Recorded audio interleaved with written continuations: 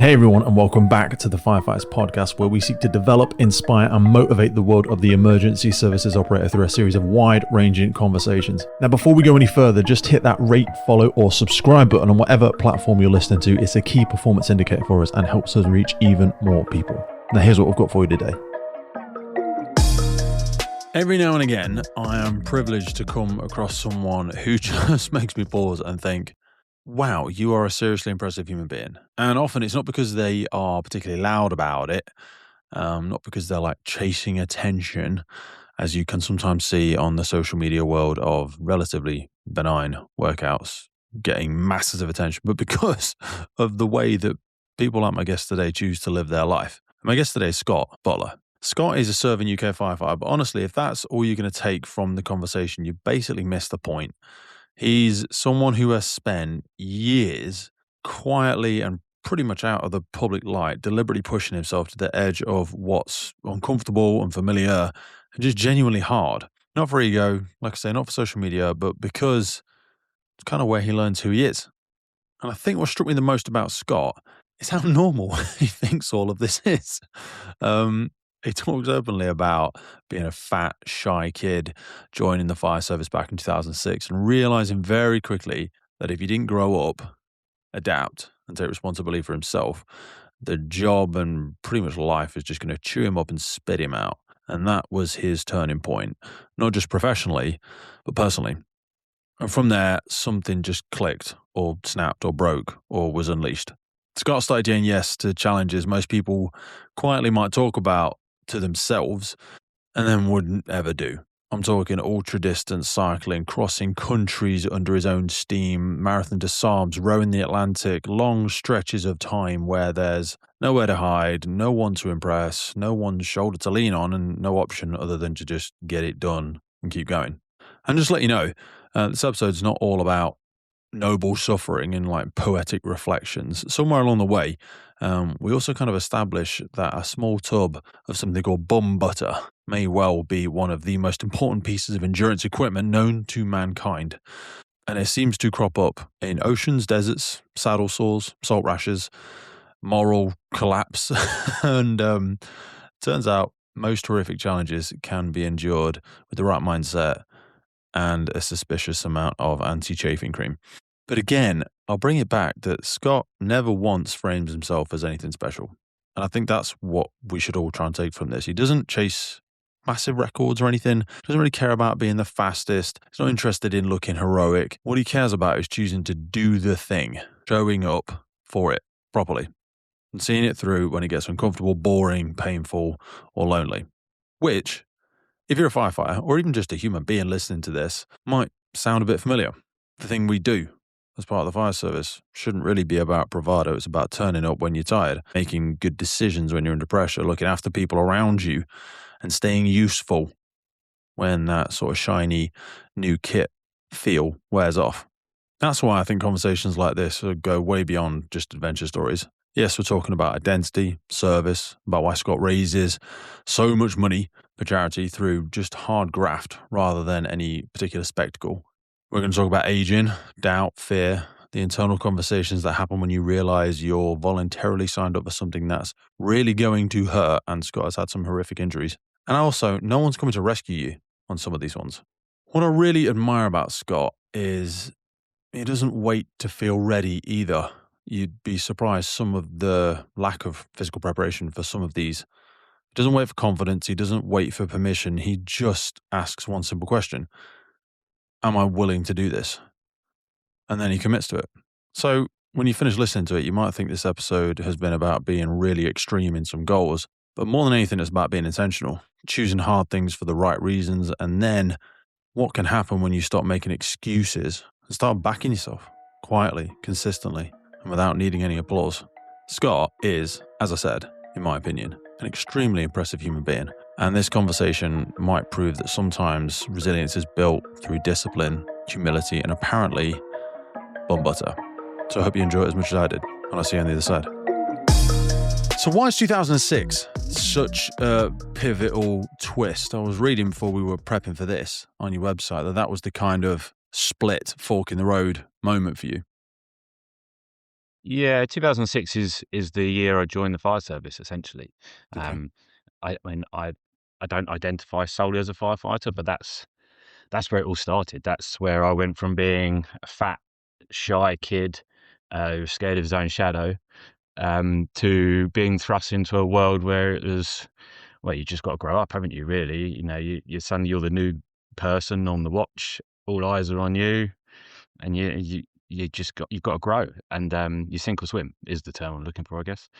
And that's where, yeah, you got to, I don't want to say man up, but you got to just put your big boy pants on and change, because if you don't, then you probably won't get the career out of it that you were hoping, I think. I think if nothing changes, nothing changes. But often most people, I think, kind of make a lot of life decisions based what they believe on practicality, but it's usually fear.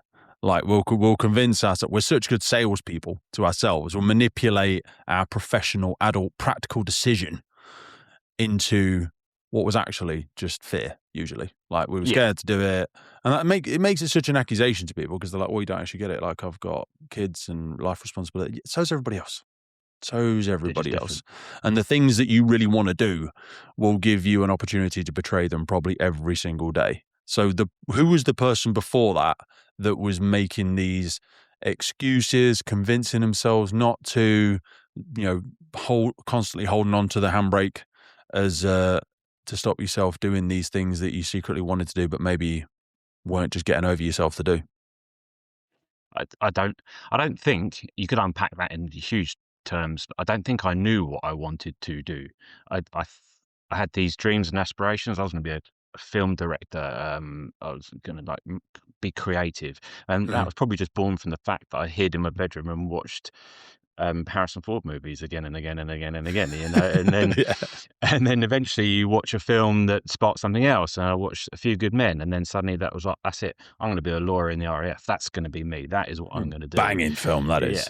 Oh, what a film! Just like those key You can't moments. handle It's the just truth. exactly you can't. Love it. It's just like goosebumps, isn't it? I mean, it's goosebump moment. Tell you what, I think Jack Nicholson is one of the best actors out there. Like, oh Yeah. my God. Just, Well, it's but then Tom Cruise as well, as much as he's got super weird in the last probably 5 or 6 years, like you can't take away from that guy. He's on a whole nother level. Because like you look at a lot of actors, you think high scale actor, but he is not only high scale, he think like does he own the Mission Impossible franchise? I think he's got well, some if he serious doesn't, involvement in that. yeah. I mean, the amount of films he's pumped out from that, and he is that man. He He is is that that. films, isn't he? Yeah. Yeah. And I A think, like you whole nother say, level. in A Few Good Men, he held his own. I think he was like this glamorous, like Mm, pretty boy actor, and then he mm, comes up against Jack Nicholson with all that charisma and that aura about him. And then when Nicholson unloads, you mm. expect Tom Cruise to kind of just buckle, but he holds his own, and there's that moment of respect to go, huh, he does know what he's doing. But it's almost like And he's maybe, calling your better self forward as well. There's mm, nothing more like personally disgraceful, like when you're lying in bed at night and you're about to close your eyes and you know you're a pussy. Do you know what I mean? It's like your better self is in the next room shaking their head at you, going, "You pussy." Do you know what I mean? We said, and then Jack Nicholson is like the physical manifestation of that, where he's like, "Are you who you say you are going to be?" And yeah, it's the whole like causes the shadow of his father forward and all of those elements to it. And it is, I think people don't do that because they're just trying to be accepted, like they're trying to stay part of the pack. Like, I think it's a Jim Carrey one, isn't it? Where he's like, your need for acceptance will make you invisible because you're yes. just trying to fit in. You're just Well, it's trying to the fit grey in. man. The grey That's what, man. yeah. Yeah. And it's how some people view the grey man as a positive, Mm. in certain scenarios, and other people, no, they shy away from that. Why would you want to Yeah. be that person? Yeah. Um, like if you go to training school, for instance, if you put yourself on a pedestal and put yourself up there and be at the top, then you're under pressure. If you're at the bottom, Mhm. you're under pressure. If you're the grey man in the middle, then nobody's Mhm. really going to pick you out. You just get along. Nobody really picks you out. So I can see why people would be the grey man, but as you get older, or as I've got older, the concept of being that is I think it's not. context dependent because I'm Yeah, sure yeah, you can relate to it in some of the military adventures that you have. And when I've had some of the SAS gang on here in the past, they will obviously speak highly of the grey man, because when you're in that training phase, it makes sense. And the main metric there is just resiliency and make it through the end. Like, everyone's going to get pushed in any capacity. So it's kind of just mental resiliency. But I think if I'm hearing you correctly, like when you map that into your own personal life, it shouldn't be the aspiration, Yeah. because ironically, like, before someone goes for something like that, like a high performance tactical team or military team, by sheer essence of going for it, you are not the grey man, because everybody's not doing that. You've got to put Yeah. yourself forward to be tested, and you've got to make that plan, because no one else is going to care if you don't go for it. It's not going to make a difference to my life if Scott doesn't aspire to his ambitions. It's not making a Yeah. difference to me. Do you know what I mean? No.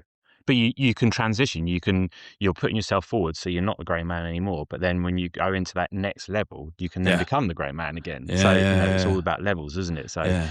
I it's, also I get like suppose, if altitude. Do you know yeah, what I yeah, mean? You true. punch through to the next level, and to start with, you have to be the weirdo that goes, "I'm going up to the next level." Everyone goes, "What are you doing? Stay down here." Like, you realize there's less oxygen up there. You're going to die. And then you get up there, and you realize there are other people up here. They are also freaks, and it's not necessarily unsurvivable, but it's certainly less crowded.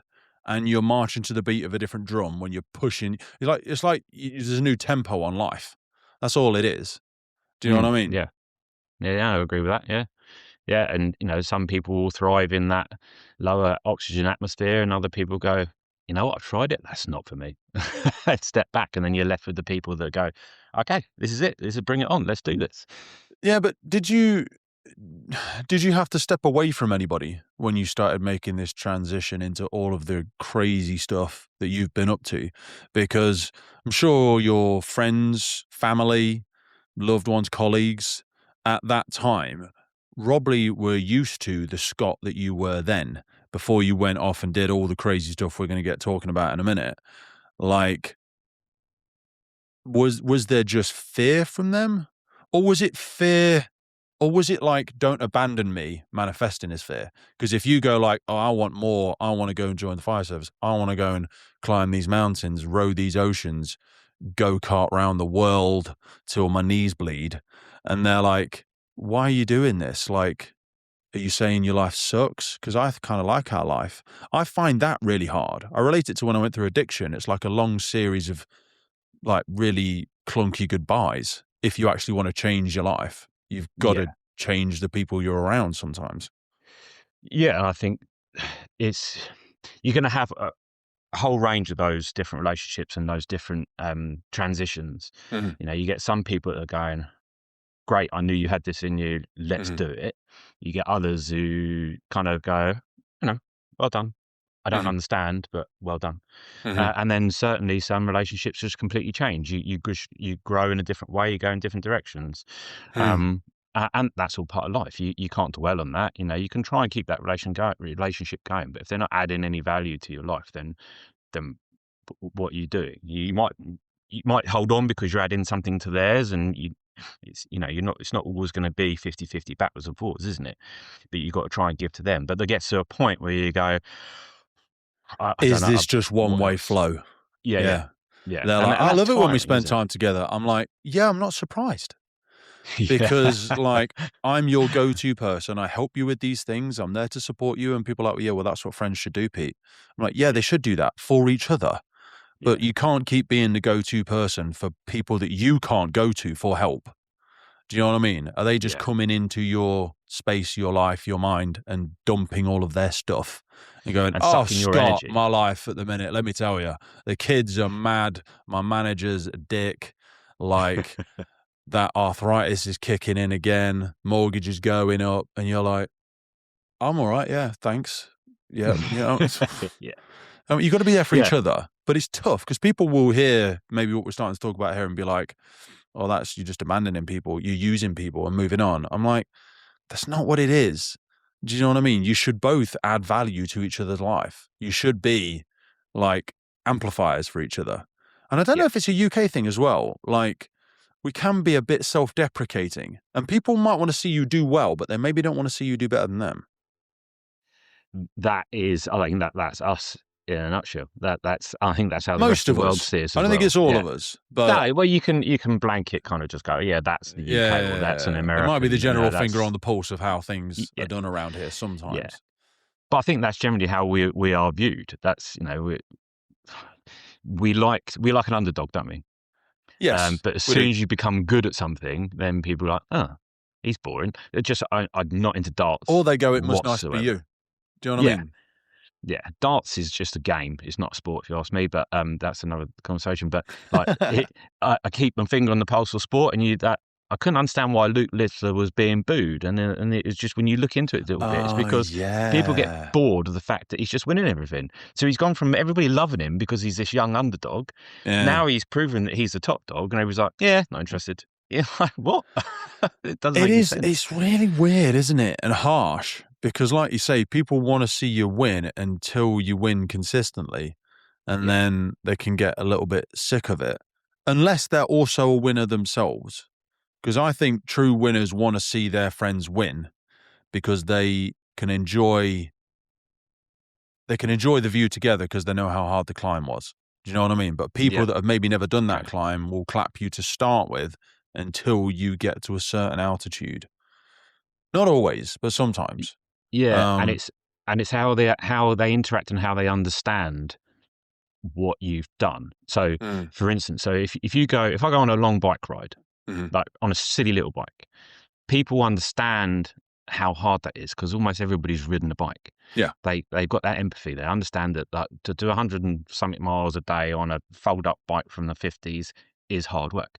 But so that you get that massive engagement. But if you row an ocean, people go, that sounds hard and really cool. I yeah, don't really have any reference for how hard that is, though. yeah, So yeah, it's yeah, almost like the bigger and the grander thing people do, it sounds amazing, but there's a lack of yeah, understanding and real world knowledge of what that actually yeah. means. I've got no contextual reference to the things that you're Exactly. saying. You know what I Yeah. mean? Yeah. Yeah. Doing a 5K versus someone's, like you say, doing some of the stuff that you've done. It's like, I don't even know how to wrap my head around that. I think it's the same with, like when you see charities give to people, they are very clever with their marketing because if I said to you, 20,000 children died in South Africa through starvation or whatever, you'll go, Jesus Christ. All right, that's a massive number. I couldn't even, you know, when you walk into a stadium and they go, there's 70,000 people in here, you go, you could have told me there was 150,000 or you could have told me there was 40,000. And I'd have gone, yeah, probably there or thereabouts because I've no idea. But what they do instead in charities, they'll tell you the story of Malala, who walks 10 miles a day to get water for her mum. And you go, Yeah. yeah, you know what I mean? We learn through stories, don't we? And Yes, exactly. both are catastrophic. And I'm not, making these small things that aren't important, but I'm just using it as an example to say like we relate to a story.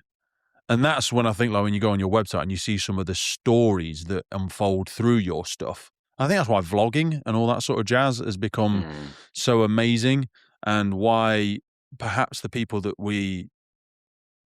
you must look at people like Ross Edgley and go, I've done stuff that he does. I've actually done some harder stuff, to be honest. Not me, but you certainly have. Do you know what I mean? And you're like, why is this dude on the front of my protein? Do you know what I mean? Why is this dude getting all the high five? Because he's a great storyteller. I He's a think great is storyteller. part He of. doesn't have the bags under his eyes like I do. No. He's a better No, image. I think he's got a lot more stuff in his skin that he's maybe Well, that's true. Yeah. there's probably some other stuff going in there. I think there's a reason he doesn't compete in competitive sport. I'm not sure he'd pass the drug test. But that's another conversation. I've met Ross. He used to train at Loughborough All University, right. where Oh, I used yes, to he did. train Yeah, as yeah. well. So Ah, he used to go back there all the time. There's a couple of mutual friends, and I'm not pretending I'm bloody Ross Edgley's friend, but I would happily be his friend. yeah. Why not? And I Yeah. think he's incredible what he does. And if people are, oh, Pete, you're throwing salt, I'm like, he's not an Olympic athlete, so it doesn't really matter what he is or is not doing. It doesn't take away from how incredibly difficult it was. Jesus Mm, Christ, he swam around the UK. Do you know what I unbelievable. mean? I Yeah. was did you ever see the documentary about the Tour de France stuff? Was it called Doped or was it called I know what you mean. I've not seen it. No, I haven't. what No. was the guy who was so he was going to prepare for doing the Tour de France, and he did it naturally, and then he said, I'm going to do it now, doping. And he got in touch with some Russian dude, and who had already done all the doping for the Olympic team or something like that. And then, like, whilst they were recording it, this doctor got effectively found out and had to try and escape the country and all this sort of stuff. But anyway, through the studies and through what they were doing, they're basically saying trying to achieve what these people are achieving these days would be unsafe if you were not using some serious supplementation. And the spectrum between supplementation and doping is like a, depends how you want to word it. Do you know what I'm saying? Definitely. Because, okay, creatine, protein, yeah, okay, what about this? What about that? What about blood doping? What about EPO? What about da-da-da-da-da-da-da? Do you know what I mean? I think it's the Wild West out there these days. But it doesn't take away from the resiliency that is put in by those individuals, you know. Like Lance Armstrong, 2 or 3 courses of cancer that he had to get over, and then people go, oh, but he was a drug cheat. Didn't they have to give it to like 15th place when they took it away from him? Because there was just so many other people who got pinged. Cycling's a sport that, it's hard for the layman to really understand because it's just so full of it. You go, well, it's a bit like just anything on social media. You just go, is that AI? Is that real? No, it's not. You know, it's the same as cycling. Are they? Is he an ultimate sportsman? I don't know. You know. Going back to the darts thing, you said it's not a sport.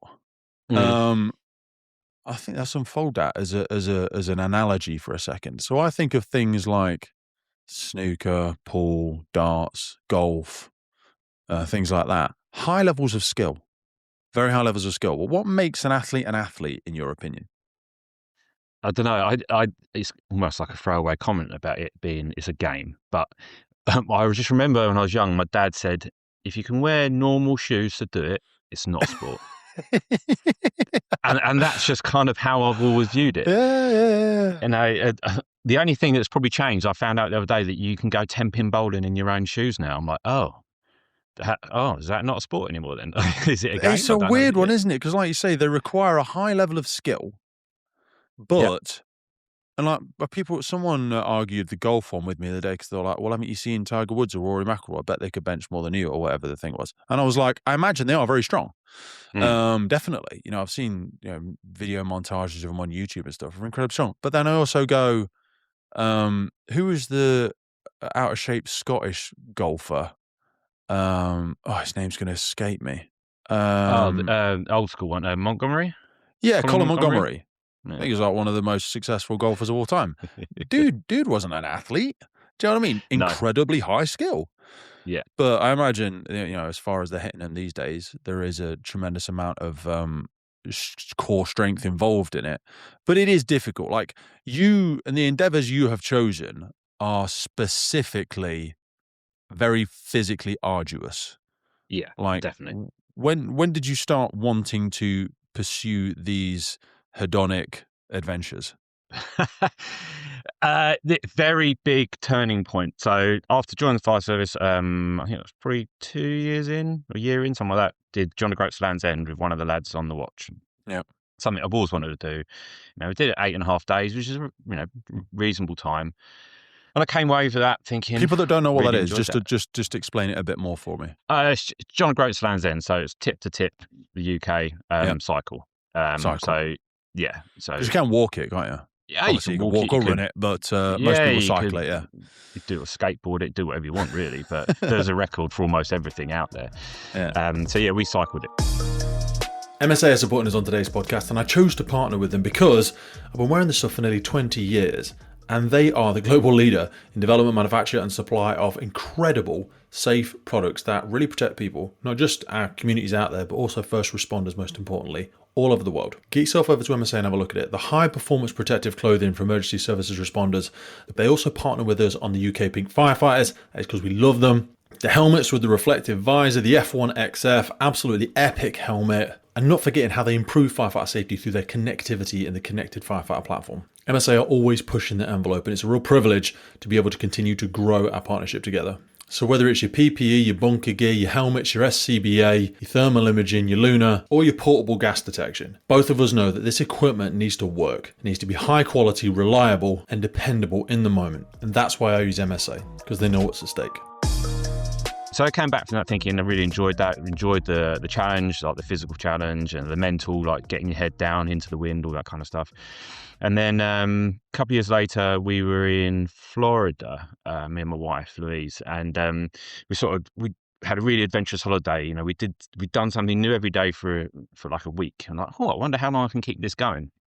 So I did. So came home, like perm my hair and trying different foods and extreme ironing and just trying to find something new every day to do that I'd never done before. And that became quite difficult because you got all these grand illusions you're going to be jumping out planes and Yeah. abseiling down rock faces, but time, money, all that gets in the way. But Mm-hmm. so that went on, and it became more of a story about how you quite often do something new but you don't really appreciate it because it's just something small, but every day you're growing as a person, and that kind of became how the story. But anyway, 21 days before the end, I was riding a speedway bike. So a speedway is motorbikes go around a dirt track, no brakes, up to like 70 miles an hour. I'd never done it before, but I was named after a speedway rider by my dad. So I thought, oh, Nice. this opportunity came up to do a track day. I was like, brilliant, never done that before. So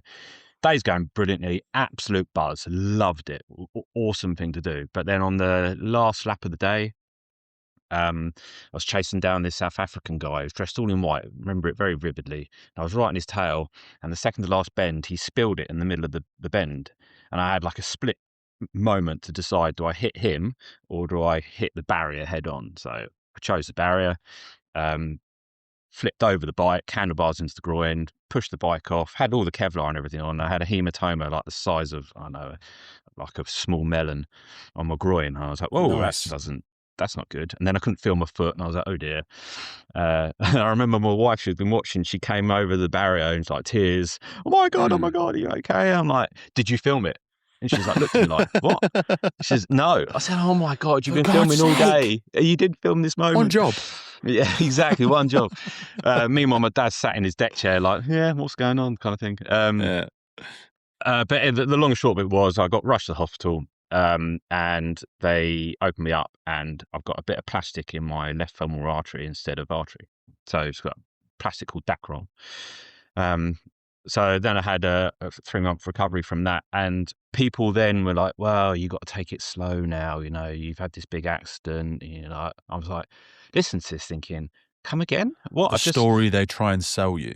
Yeah. I've I hate essentially that. just cheated death. If you talk to the surgeons, they're like, yeah, 1 or 2 mile an hour more, you probably wouldn't be here. You would have, like, the Yeah. artery would have gone, and that would have Yeah. been that. And, I never think of it as a near death experience. I didn't, see the light or have Yeah. this epiphany or anything like that. Just listening to these people saying you need to slow down. I thought, no, I don't.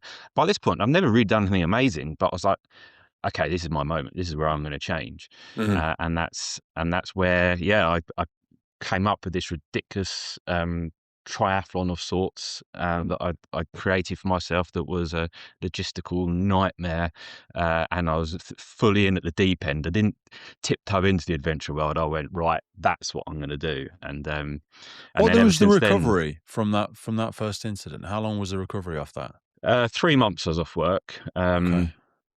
3 months of writing the book about doing something new every day, which was Yeah. a blessing, and playing Call of Duty. 'Cause, I mean, I've not touched my PlayStation for about 3 years now, but that time we had just moved to Devon, and my wife was still sort of going away every 4 days, and I was just at home like, oh well, I'll play that and write, and that was my day. And although I'm a very active person, you quickly get sucked into that. This is who I am now. And then Yeah, when man. it was time to go back to work, I was like, but when will I play the game? I look back and think, bloody, what a waste of time. I know. But You no, can just, see how that bloody leech just grabs hold of people, though, yeah, wraps yeah. its tentacles around them, and Oh, then it's an yeah, I addiction. was fully It's a sucked in. modern day addiction. Yeah, it is. Yeah, 100%. hugely so. Yeah. Yeah. And, Yeah. I'm pleased I don't switch it on anymore. I mean, we've all got a different addiction. The phone is right there in your hand. Yeah. You can justify it as, oh, I'm doing some research, or Productivity is yeah. is a beautiful addict's cross. When I went through Narcotics Anonymous when I was in my early 20s, I learned very quickly that you never actually stop being an addict. I thought you were going to cure addiction, but you don't. You just cross addict to something else. That's interesting. Addiction is Yeah. a character trait. You just Did become you realize addicted that? to other things. Did you realize that, or did they tell you that? You learn it through the other people that you're around because Right. you have to try and befriend your addiction and recognize it more as a symptom of who you are. It's a Hmm. feature, not a bug. It's not something you're going to cure or you can cut out of you or you Yeah. can, find a remedy for. You just have to find a healthier outlet for it where it can live alongside you with, because I often, when, talk to my missus about like the wolves, it's a fucking silly thing, but when we're having personal time together, like you have these things in your head and they're always chasing something. They're always hunting something. They want the Mm. dopamine. They want the win. They want something to attack and get after. And you can't really switch them off. And if you don't give them something to hunt towards, they'll just turn around and eat you. It's a bit like a badly behaved dog that you don't let exercise. It will just eat you. Do you know what I mean? Professor Stephen Peters wrote a good book about the chimp paradox, Yeah. which describes it way better than I could ever explain it.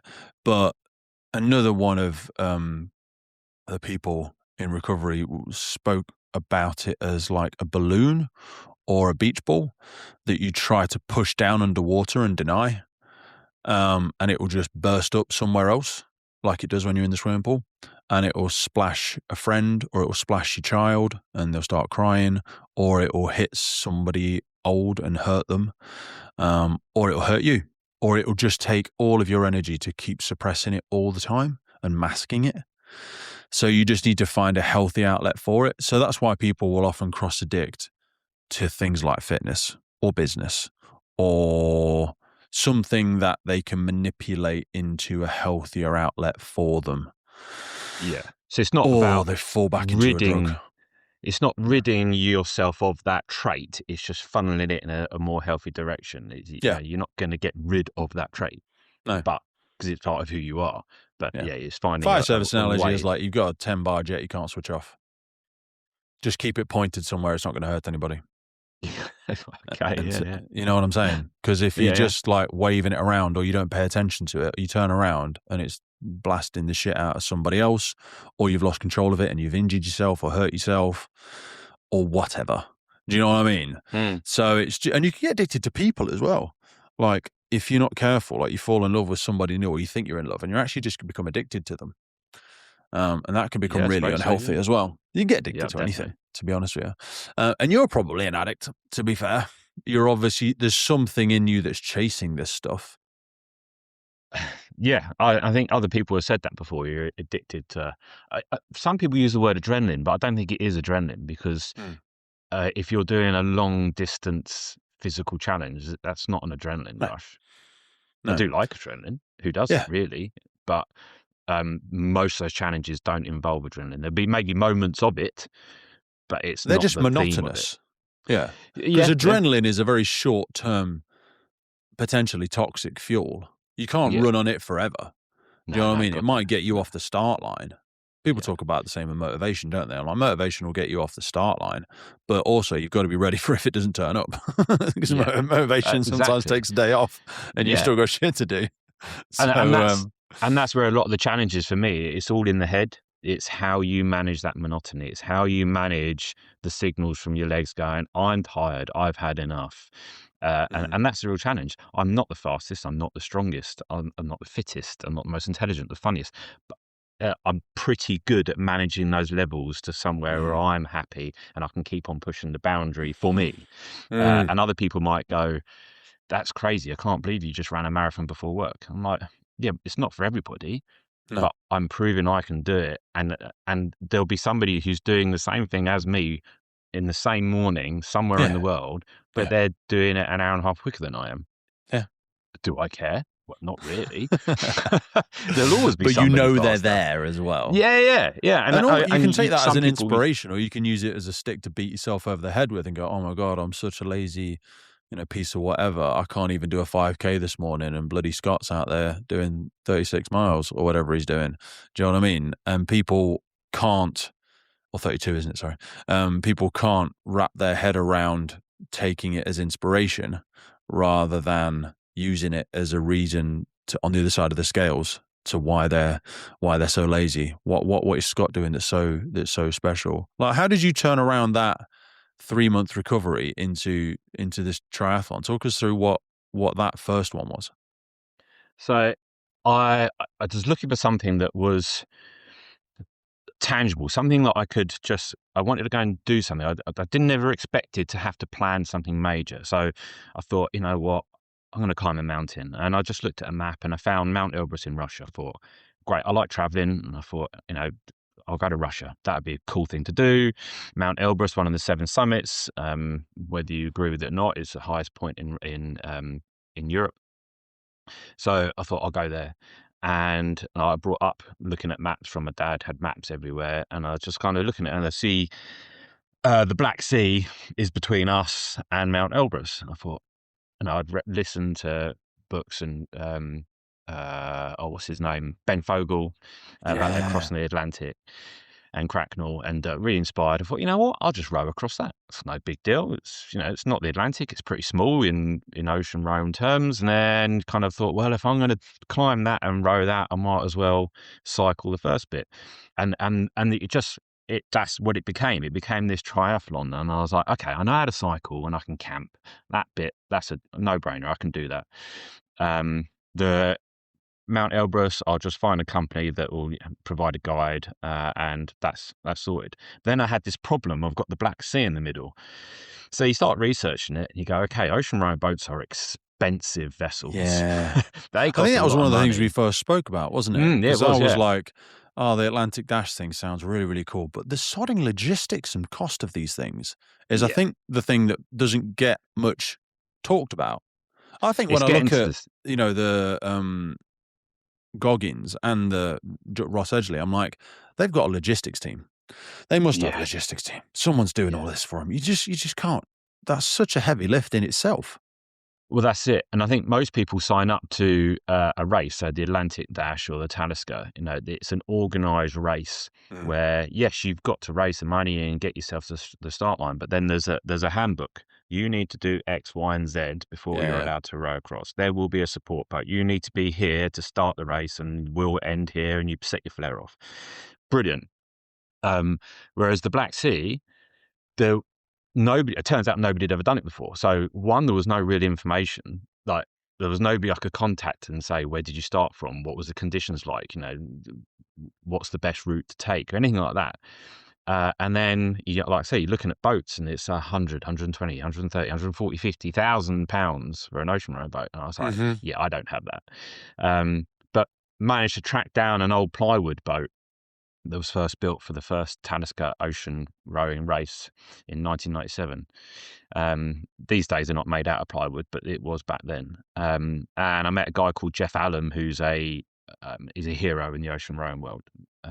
He was the first to cross, I'm going to probably get it wrong, east to west, the Atlantic with his cousin. Nice. And then in his 60s, he decided he was going to try and do the Atlantic again, and bought this boat called Pacific Pete.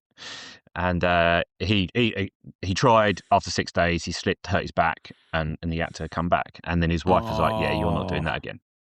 So I'd God heard damn about this it. boat being available, and I basically had an interview with him, and he was like, I felt like I was being interviewed whether I was worthy of owning this boat that he needed to get rid of but didn't want to get rid of. Yeah. I must have passed the interview, went and bought the boat. So the boat only cost £7,000. So when you're talking Still, boats at over 100,000, this is £7,000. that's still So even expensive though. yeah, it was a push for me. It was a big financial push. I had to borrow some money from friends, For and something who you're were not going to amazing. use every day. Yeah, You know what I exactly. mean? Yeah, It's yeah. kind of a unicorn purchase, this one. Well, that's it. It's funny how you justify these things. I've been looking at a gym shirt that I really like for 40 quid. I'm like, 40 quid for a shirt? But I'll probably wear that 2 or 3 times a week. So it's actually not bad It's value, mad. really. But it's how you justify Yeah. these things, isn't it? We have this conversation all the Yeah. time. You go to a restaurant and you're like, oh, we'll have a bottle of wine with that meal. Well, that's £18. I'm like, what? But you go, okay. I know. But if you go and It buy a is so t-shirt for crazy. 18 quid, you go, what? I It's really know. strange how you Perceived justify, isn't value it? is massive, Yeah, isn't it? It's yeah. crazy. So yeah, I bought this boat and it had a couple of dings in the side, and he said where it got transported. I was like, that's fine. Took it to a boatyard, down near Poole, and they went, "Yeah, you need to throw this away. It's rotten." I was like, "Come again?" "Yeah, it's rotten in the inside." And my whole world just fell apart. And I've just borrowed all this money for this boat that you just told me is completely knackered. Yeah, I'm guessing you didn't take your missus for that one. No, no, I don't want to no, hear in she that didn't. bit. What did No. they say? Said it's great. Said it'd be ready Yeah, in a week. yeah, Best one they've seen, they said. yeah, yeah, Remarkable yeah. given the age. Lovely colour. Yeah, Yeah. yeah. So I brought it home and sort of sulked for a bit, and then sort of thought, well, I need to do something about this. So I know a guy I chatted to him. He used to live on boats and knew a bit. So sort of contacted him. He's like, "Yeah, we can repair that." So I managed to get it upside down, started cutting away the hull, and then after about a week, he went, "Yeah, I can't do this with you. I can't have this on my conscience that we're going to repair this boat and then you go off on this crossing on your own. I can't deal with that." I How far understood. the crossings like I'm trying to look at it and it's something between they've got between 400 and 600 miles the Yeah, so crossing. 650 miles I rode, 1,200 kilometers, or 650 nautical miles, which is slightly Jesus. different. But um, so yeah, you couldn't have that on his conscience. So How I was long like, how long okay. does it take? It took me 29 days, but 7 Yikes. of those were going backwards. So Awesome. you could do it quicker, and people have. Um, but yeah, It's it's tough. It massive. was tough but enjoyable. Uh, but yeah, so the boat was. So how does it get fixed in the end? How does the boat get fixed? I just continued with little bits that I'd watched a friend do, and just continued on my own and patched it up. Put some new plywood in, slapped some resin all over it, screwed it together, and prayed for the best. Is this just in Um, the home garage then? yeah, it was in a sort of friend of friend watch manager in Coombe Martin. He had a big garage, and he's like, "Yeah, you can put it in there." So I just popped down there and work on it, and stuck it in a trailer, and I thought, well, hopefully that'll do. Uh, and that was my boat. That was Pacific Pete, and yeah, So how were you planning to do these three things? A, physical preparation. B, time recovery between. C, separate logistics for each bit in terms of are you carrying all of your kit for all three things along the whole thing? Are you shipping it to meet you in places? yeah. So this is all the logistics. This is the That's what I'm tricky part. saying. Yeah. Nightmare. So I didn't have time to train because I was fixing the boat. So and when it comes to ocean rain, you don't need to train for it anyway. You get fit doing it. Like if anything, you want to put on weight beforehand because you're going to Yeah. burn When I through was that in looking at no the time. crossing thing, they're like, you lose about 3 stone because I think that's average is about 45 days for a team of 4. But Yeah, there are people that have done you that can't solo, but eat enough. You no, can't yeah. eat enough It's food, just and you calories. don't want to either. It's Yeah. just minging. Yeah, basically. Uh, So you so didn't train? not really. No, no. I mean, Surely I you'd have keep to fit. train for the climb bit because there's an altitude element to that because Elbrus There is is, like 5,500 meters or something, isn't it? yeah, yeah. But I knew I was going to turn up having been across a sea in a boat, so it didn't matter what I trained for. I was going to be physically depleted anyway. So I kind of just went, well, I'll just have to deal with it. If you ask any of my watch managers over the years, they'll go, "Oh yeah, he pushes the boundaries. He like fits it in just so he's just got enough time," which I guess makes some of them like, a bit Getting nervous. Like, leave. Christ, yeah, the next thing is leave. yeah. Yeah, Christ. I was quite fortunate, because this is the first thing I'd done. People were quite flexible. I had people do shifts for me, and we had enough people on the watch to allow me to just have this chunk of leave altogether. How long So was that was the whole quite thing handy. before we go back into it? So the cycle was 18 days, the row was 29 days, and then 10 days on the mountain. So what's But that in with total? little bits in 60 between. something? Well, so this is where it everything changed. So Okay. in answer to your question about logistics, so the plan was I was going to get my bike, start cycling. When I got 3/4 of the way to Bulgaria, my watch manager at the time and another firefighter friend were going to drive my car with the boat to Bulgaria. They'd meet me in Burgas, put the boat in the water. They were then going to drive around to through Turkey to Georgia, leave the boat trailer and my car there, and then fly home. And then I'd get across, put the boat on the trailer, climb the mountain, drive home. That was the plan. Unfortunately, my car got 20 miles into France, and I think it was a turbo blew. So it was then basically just stuck in this little village in France. I was like, And are they crap. ringing? They're ringing you on one of your bike brakes and Yeah, going, I'm in "Yeah, like we're Serbia or stuck." something, and they're like, yeah, Yeah. it's broken. And they tried, and we tried to get it fixed, but it just didn't happen. And that was the first real moment where I went, okay, this isn't working. I need to overcome this mentally more than anything else. What do I do? And I just had to make a very quick decision that I'm going to get to the end of the bike ride, and this is not going to be what I planned. I'm going to have to go home, and I'm going to have to reset. It's not going to be this seamless Mm. triathlon. I'm going to have to go, I've done one section. This is what it is. Roll the punches, go home and start again. So that's what I did. I got to the Black Sea.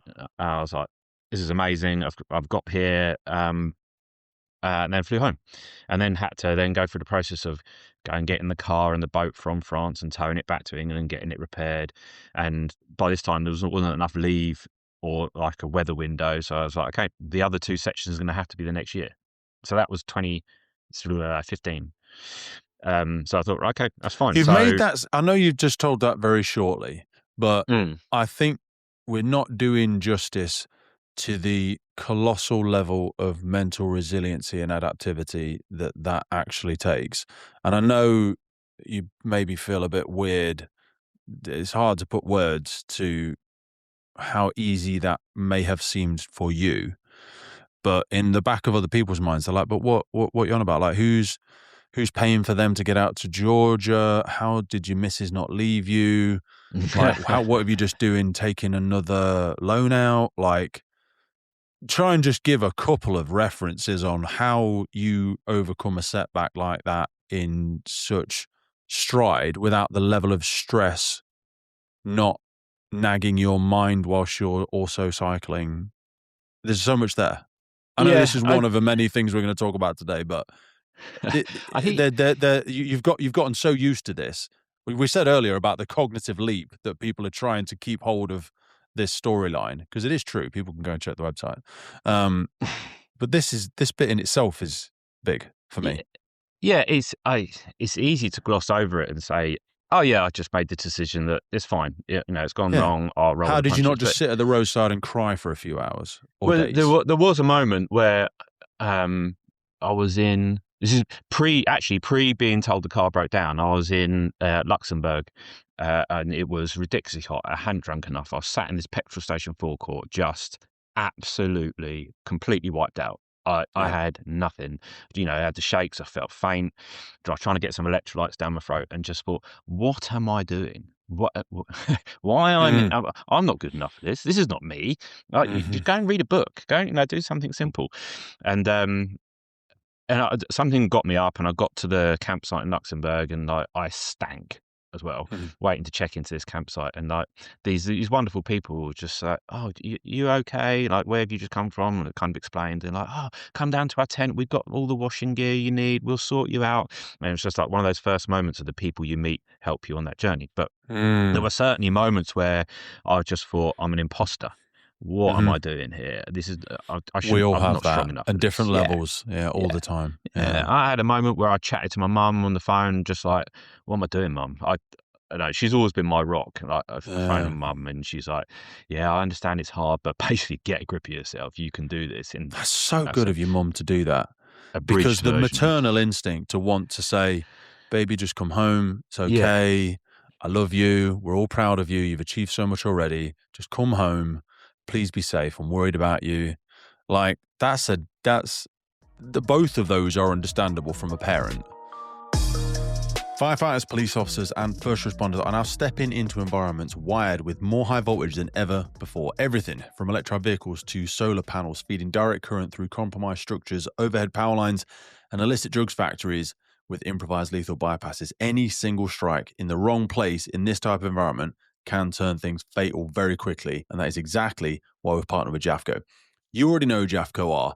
They have been relied upon for decades for sturdy, get the job done equipment, and they are not resting on their laurels. They are evolving to face the challenges first responders are handling today through their insulated tool range. These are purpose built for the scenarios where contact with hidden electrical hazards isn't just possible, it is increasingly likely. Their insulated tools are engineered for real-world abuse and use, designed to keep firefighters, police officers, and all first responders alive in environments where electrification is outpacing policy, equipment, and training. And you know this.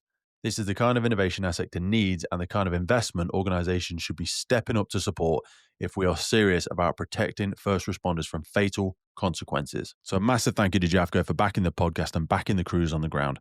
Go check them out, learn what they're doing, and bring that conversation into your service, because this isn't about the future, it's about right now.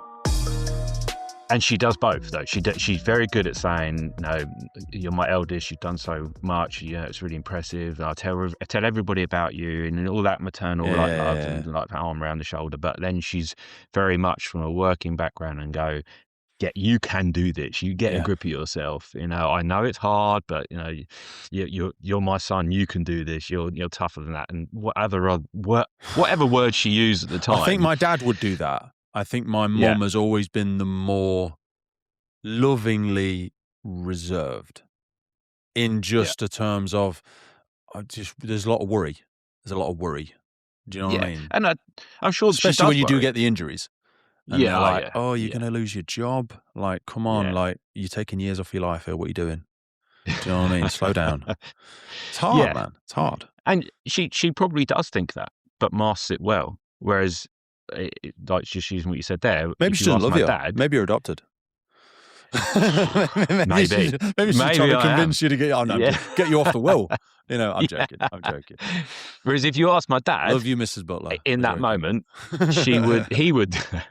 my dad would have gone, "What are you doing again?" Like he's so disconnected from what I'm doing that he wouldn't even come across his bows, and that's fine. Yeah, different mindset. But yeah. So you spoke to your mum, and she said, "Yeah, I spoke to her mum. Get your finger out your ass. Come on, you said you're going to do it. Got on with it." Yeah. And then, you know, you got time. You sat in a saddle for 120 miles in a day. You know, you got scenery to look at, but you're in your own head. So I had time to digest what had happened and what I was going to do about it. And then I just fixed or changed my my end point. I just go, okay, the end is now getting to the Black Sea.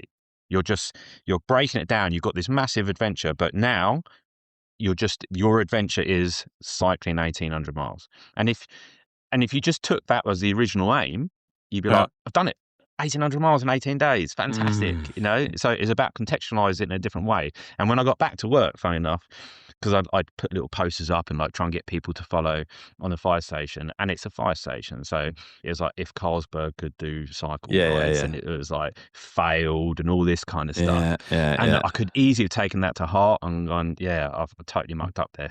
What was I thinking? But I just took it as it was. It's fire service humour, and go, it's their way of going, we were following, we were behind you, but they're all watching. They're all watching. They pretend they're not. They're all watching. Yeah. They were inspiring for them as well. Yeah. Well, you get some people who message you and go, I'm going to buy a bike now because I never thought about cycling, but I've been watching you. It's amazing.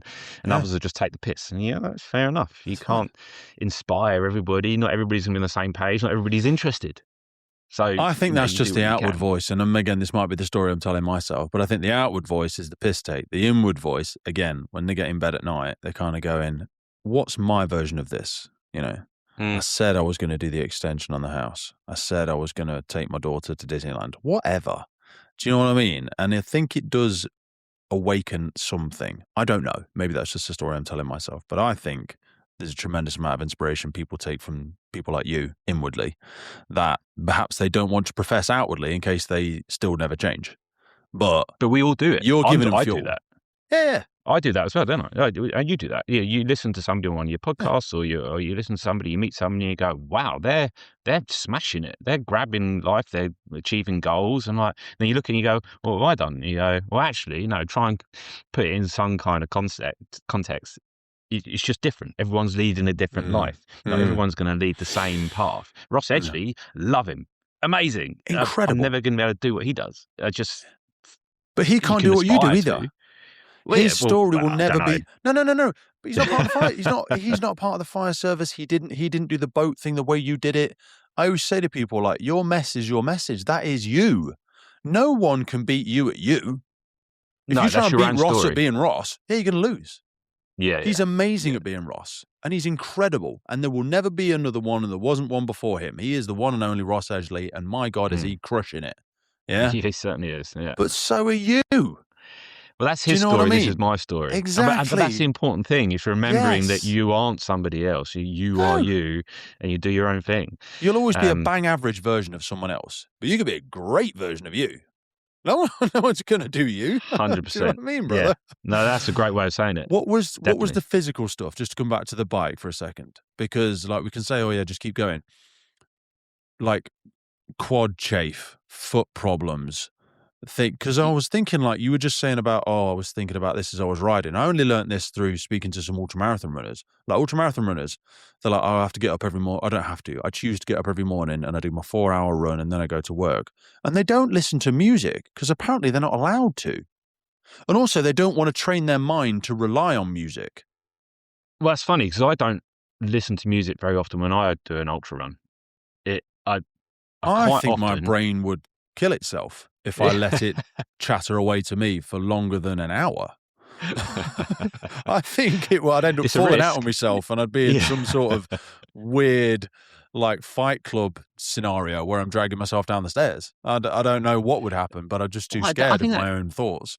it depends where you are, though. I think if you try and do a marathon on a treadmill and no music or anything, Very that good you'd go point. Very bonkers. good point. Yeah, But if yeah, you're yeah, running along a canal at sunrise and you've got the herons yeah. taking off around you and you've got the sun rising over there and there's a squirrel running in front of you, you've got these wonderful moments of nature that you're part of that you could quite easily ignore if you're head banging along to some bit of music.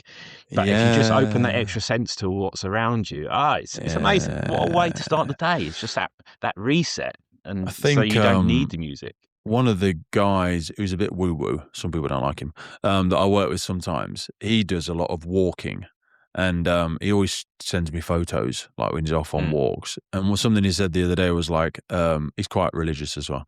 It was like, "God paints a masterpiece for us every day, and very, very few people look up to see it." And I was like, "That's not a bad way of thinking about it." Yeah. Like, he's like, people are looking at Instagram and all this sort of stuff. I'm just walking the sort of rural areas around me, and this stuff is beautiful. Yeah. It is Yeah. goddamn beautiful, and it's different every day. If you're actually really looking, it's Yeah. different every day. And like, I imagine, yeah, the photo album that you have mentally from just that ride, or then, we'll go into the Black Sea or whatever. It's like that photo album must be Oh, colossal. yeah. Yeah. Best video montage ever living in your brain. Yeah, but you can't express that. You can't share that. Nah, It's yeah. in any tangible way. It's It's only in a your head, lesson like you you can say. learn through experiencing. Yeah. Like even Yeah. every photo that's on your website, that's on your social media, is a poor man's cousin to what you actually saw there. Yeah. Because Do you know what I mean? all you're seeing is the visuals. You're just seeing that snapshot. You're not Yeah. hearing it. You're not smelling it. You're not Yeah, feeling that it. immersive experience of really being there. Yeah, Yeah. on day, I don't know, 12 of a bike ride, you wake up in your tent and you just unzip it, and then suddenly you feel that heat from the sun, that early morning sun. Everything's got a bit of dew around it, and you're just like, Yeah. it's another day. Another Bang. day where I'm going to be cycling somewhere I've never been before. Who am I going to Yeah. meet? And it's like Yeah. all those sort of LinkedIn feelings that come with it that you So can't express through a photo. what were the physical bits? Did you have any real? I mean, you said you're obviously knackered, but was there anything where you're like, oh, actually, my hamstring feels like it's going to snap? Or is there anything that you were particularly worried about, or had you taken any coaching? Because obviously you said you didn't do a lot of training, but was there any top tips that you took from people that had done a lot of cycling before? No, I just winged it. This is kind of Okay. this is pretty much the theme of everything I've done. I'll be Really, I've honest, you're just not going to make for an online coach. yeah. Just like, there's no life Maybe that's not for hacks me. we're going to Yeah. draw from this one. People do though. Yeah, They make a lot of money from complexity, complexifying things. I don't even know if that's a word. I Making like more it. complexity out of things that actually you could simplify down to simple resiliency and dogged, Yeah. just You, endurance for the mind. well, that's it. You could plan everything to an nth degree. You could plan, right, I want to go for a run. You could plan every single turn. You could load it up to your watch. It's going to tell you to turn left, turn right, do 100 yards, turn right. Or you could just put your trainers on and just head out. You know, My it's missus did that to us in Venice at the weekend, where our phones died because we forgot to plug them in because we had some intimate time the evening before and just forgot to plug our phones in. So they were dead in the morning, and we were in Venice. Venice isn't that big, no, so she was like, "Why don't we just go for a walk?" Because I remember, like, when we went to Rome, or even if you just go to London, like, you could just probably turn most corners in London and go, "Wow, Jesus Christ," yeah, and like same in Rome, like there's a basilica around every corner. And stunning, isn't it? Venice, Yeah. you can just wander down a random alleyway and you Mm. can go, this is so beautiful. Oh my God. You almost like living in high resolution that if you were slow mowing this recording down this one street as it opens up onto this canal on the gondola, and you're like, there's an amazing amount if you don't just overplan and overcomplexify and you just go, wow, oh my God, let's Yeah. just have that one. This is about the wanderlust gene. Sorry, this is my Hmm. ADHD. It goes in 1,000 directions. But like, there's something called the wanderlust. I don't know if it's some bullshit, but like the wanderlust gene, where like the gift of wandering and finding and creating and seeing, people have that. I think you probably have that, if it's I even a think I thing. probably do. Yeah. Yeah, You know, when we go on holiday, like we're going to Panama in March, and we'll book the very first night because you've been on a long flight, you yeah. just want somewhere to bed down, and then after that we just wing it. And like lots of friends are going, but where are you going to stay? I Like, I don't know. know. We'll just figure it Yeah, out. And yeah. because I could overbook it and book 3 nights in this place that sound amazing, but then get there It's and go, crap. yeah, it's not very good, but I'm stuck here now. Yeah, that's the Or you biggest could, recommendation we've got for Thailand when we're going to Thailand. People were just like, just book first night. yeah, There's so much stuff like, yeah, they've got some general touch points like go just this city and then find out. Go yeah, to this city and find out because yeah. there's so much beauty all We over did the it. same in Vietnam. It's just exactly that. Yeah. Just book Oh, first night and then Vietnam just was wing it. ridiculous. I went there with the SES Who Dares Wins lot, Oh, and of course you did. Yeah, yeah, that was that. I want to explore more cultures. So, when you talk about going to different countries, sorry, we'll get back to the bike in a minute.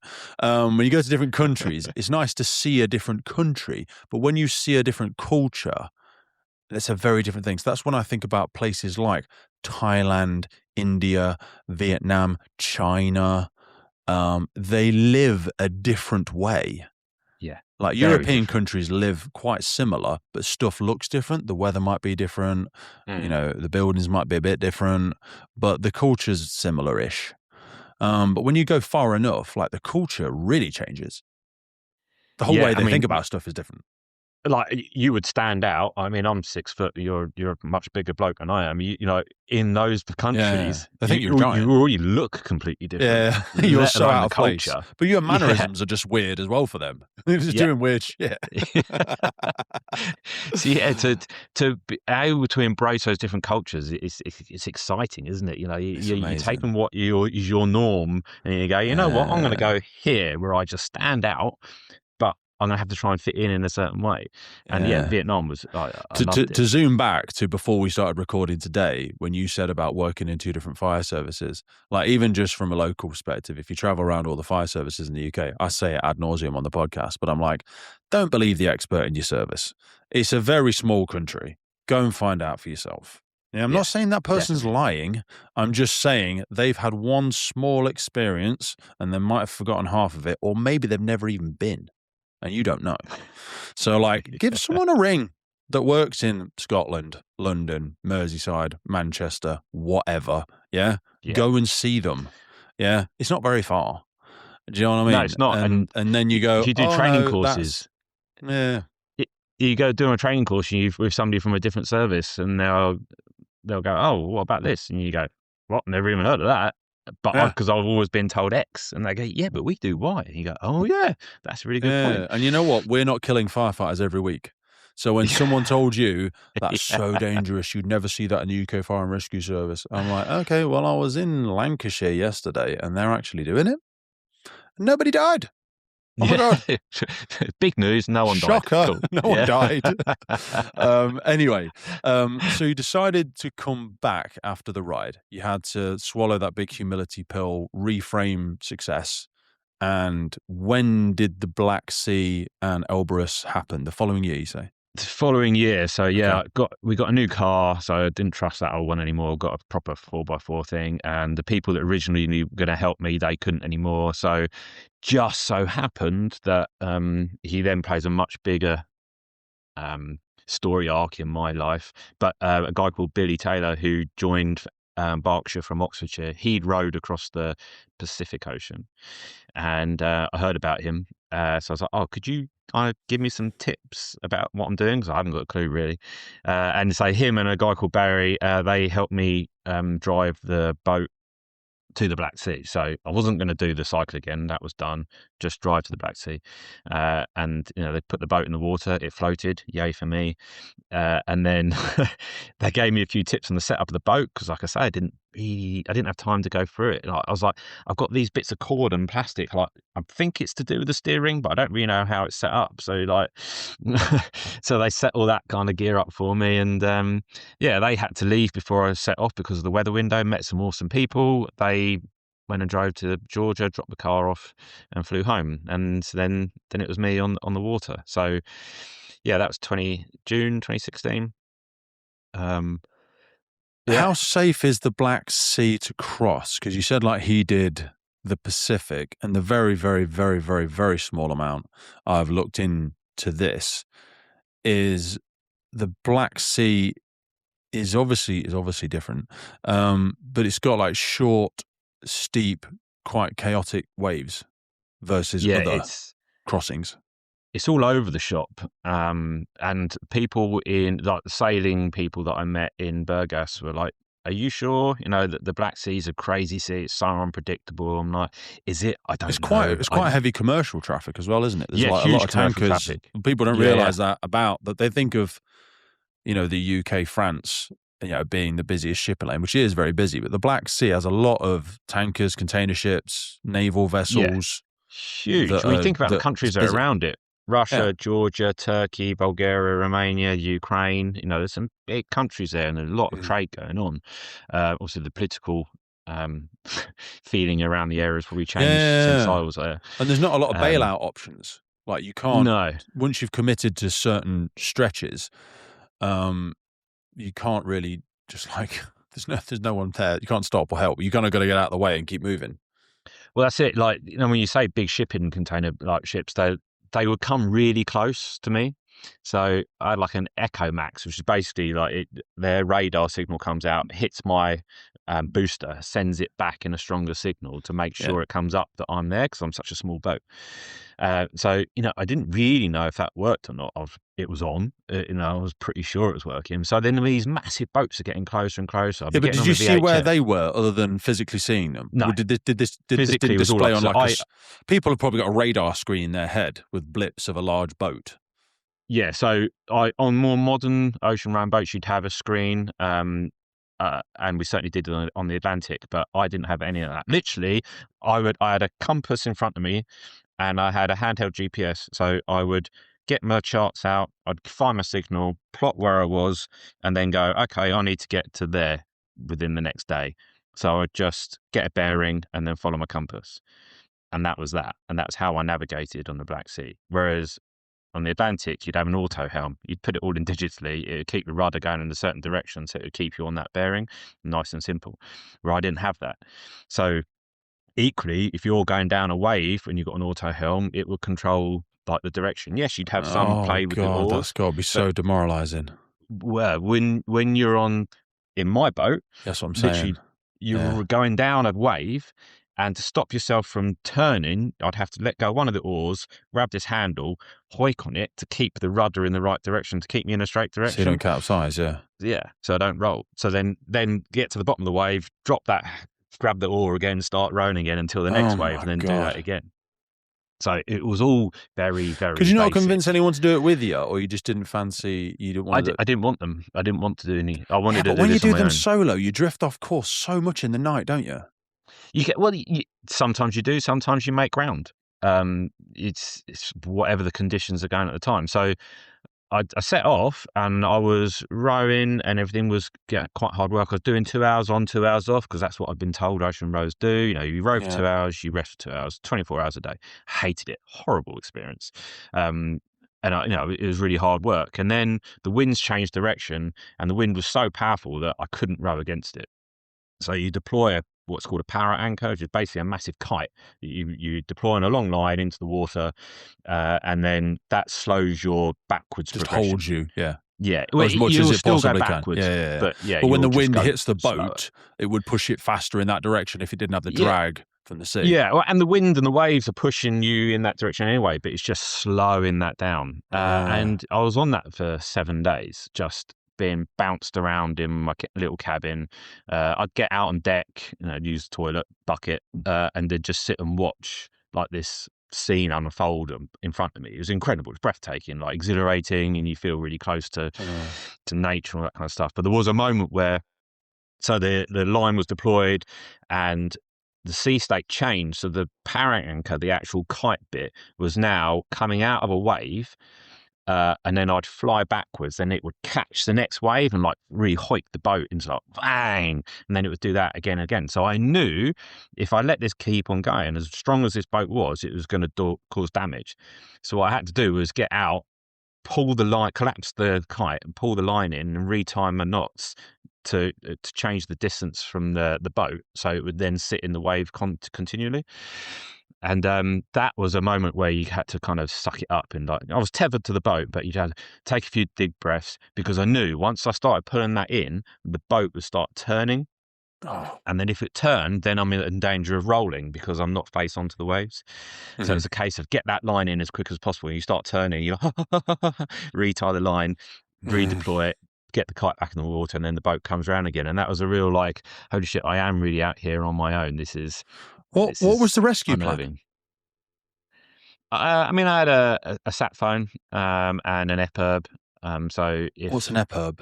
it's basically like a beacon. You flick the switch and it'll come up, and everybody can see that this is where you are and I need help. An SOS button, effectively. And who was All going boats to will have them. launch to get you?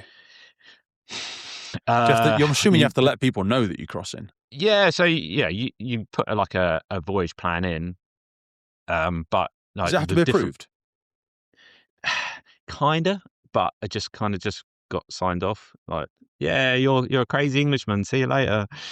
And you'd hope that like one of the bigger ships passing by would sort of maybe would see it, or like one of the coast Picks guards up the distress signal. Yeah, basically all boats have them.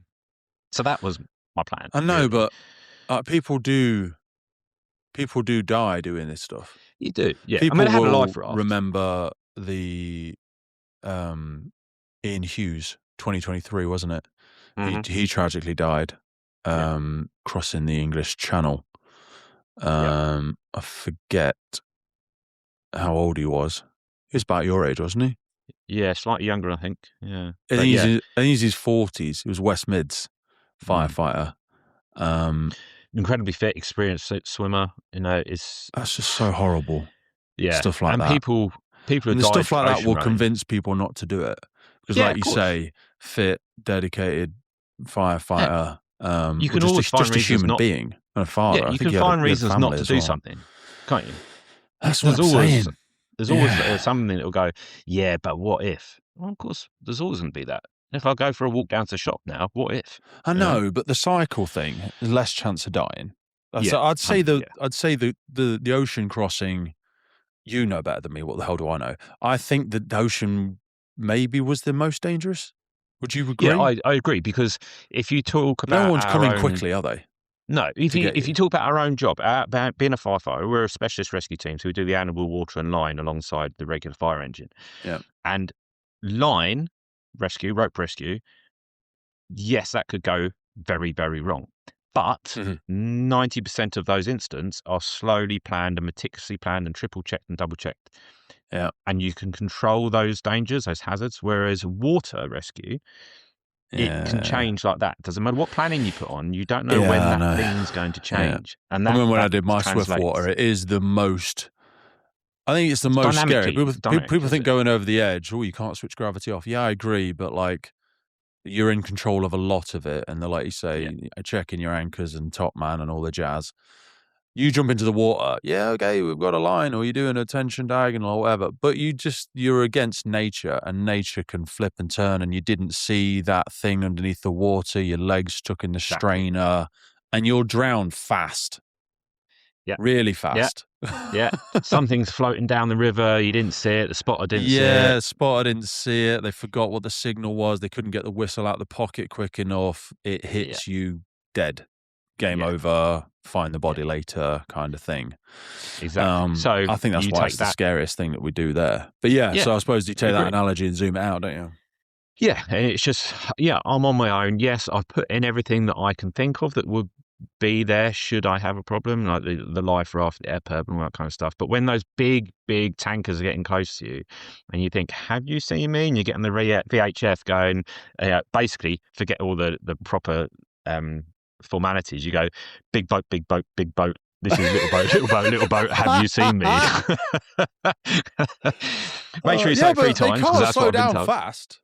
Yeah. Well, they get really close, and you're thinking, holy crap, holy crap, holy. And then when they get close enough, you realise they're just intrigued. They're taking photos, they're waving at you, and you're like, oh, right, is that what it is? And you're like, oh, yeah, thanks for that. But they forget they're on this huge I was ship. about to say the wake of their thing must Oh, cause you some mate. serious issue. Oh, kicks you all over the place. And you're like trying to wave at me. You're like, hey, wait, oh my God, we're having a great time here. Yeah, And and you're you just do there get going, that. wankers! Yeah. And on the VHF, they 90% didn't respond because they're on like an autopilot, and there's nobody actually in there listening, and they're just kind of looking at you. And other times they go, ha ha ha ha, yes, we see you, and then off they go. You're Oh, like, all right, wow. okay. I So you bet have it's that scary in the middle of engagement. the night. Yeah, the night Do you have a little I really light on? enjoyed the Or I nights. imagine, because the problem as well, I mean, there's so much in this. I imagine a lot of it's solar that charges during the day because I see the Yeah, panels on the boats. yeah, But also, yeah. you don't want to So run out of, you know, energy and you don't run out of electricity. That's going to suck no, big time. you don't. But like on my boat back then, because it was so simple, had very little power systems to charge really. So Mm.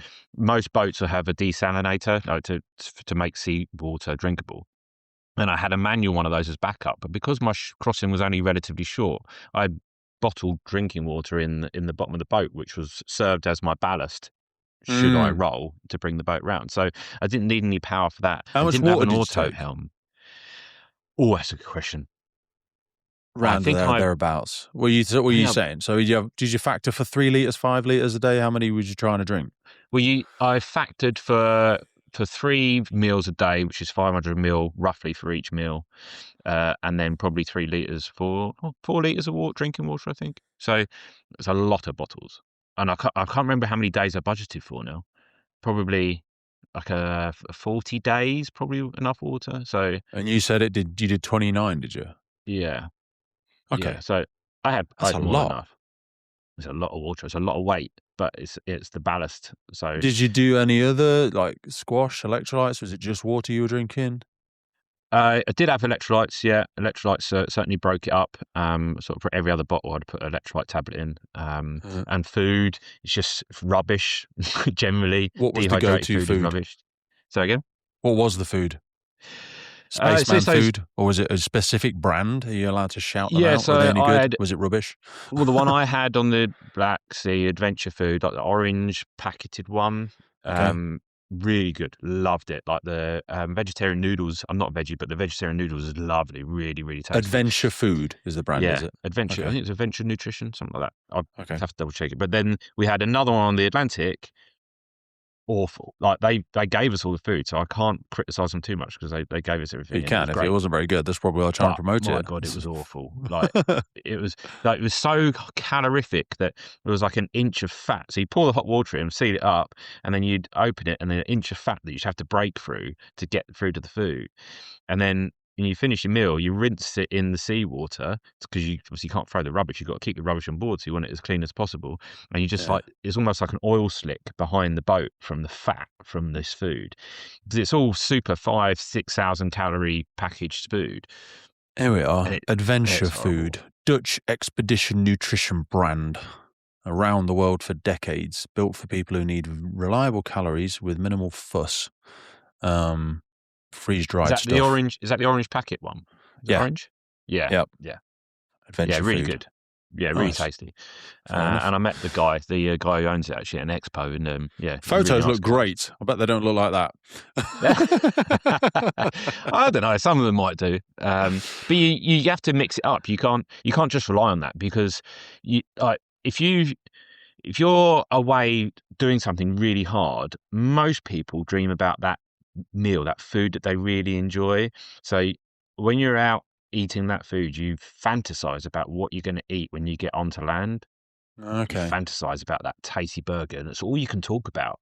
On the Atlantic, we talked about food so much because Yeah. you're restricted to these certain things. So taking things with you that you enjoy, you look forward to break it up, are really important. They're those little wins. You go, okay, in 3 days, I'm going to have that can of macaroni cheese. On land, I'll be like, big deal.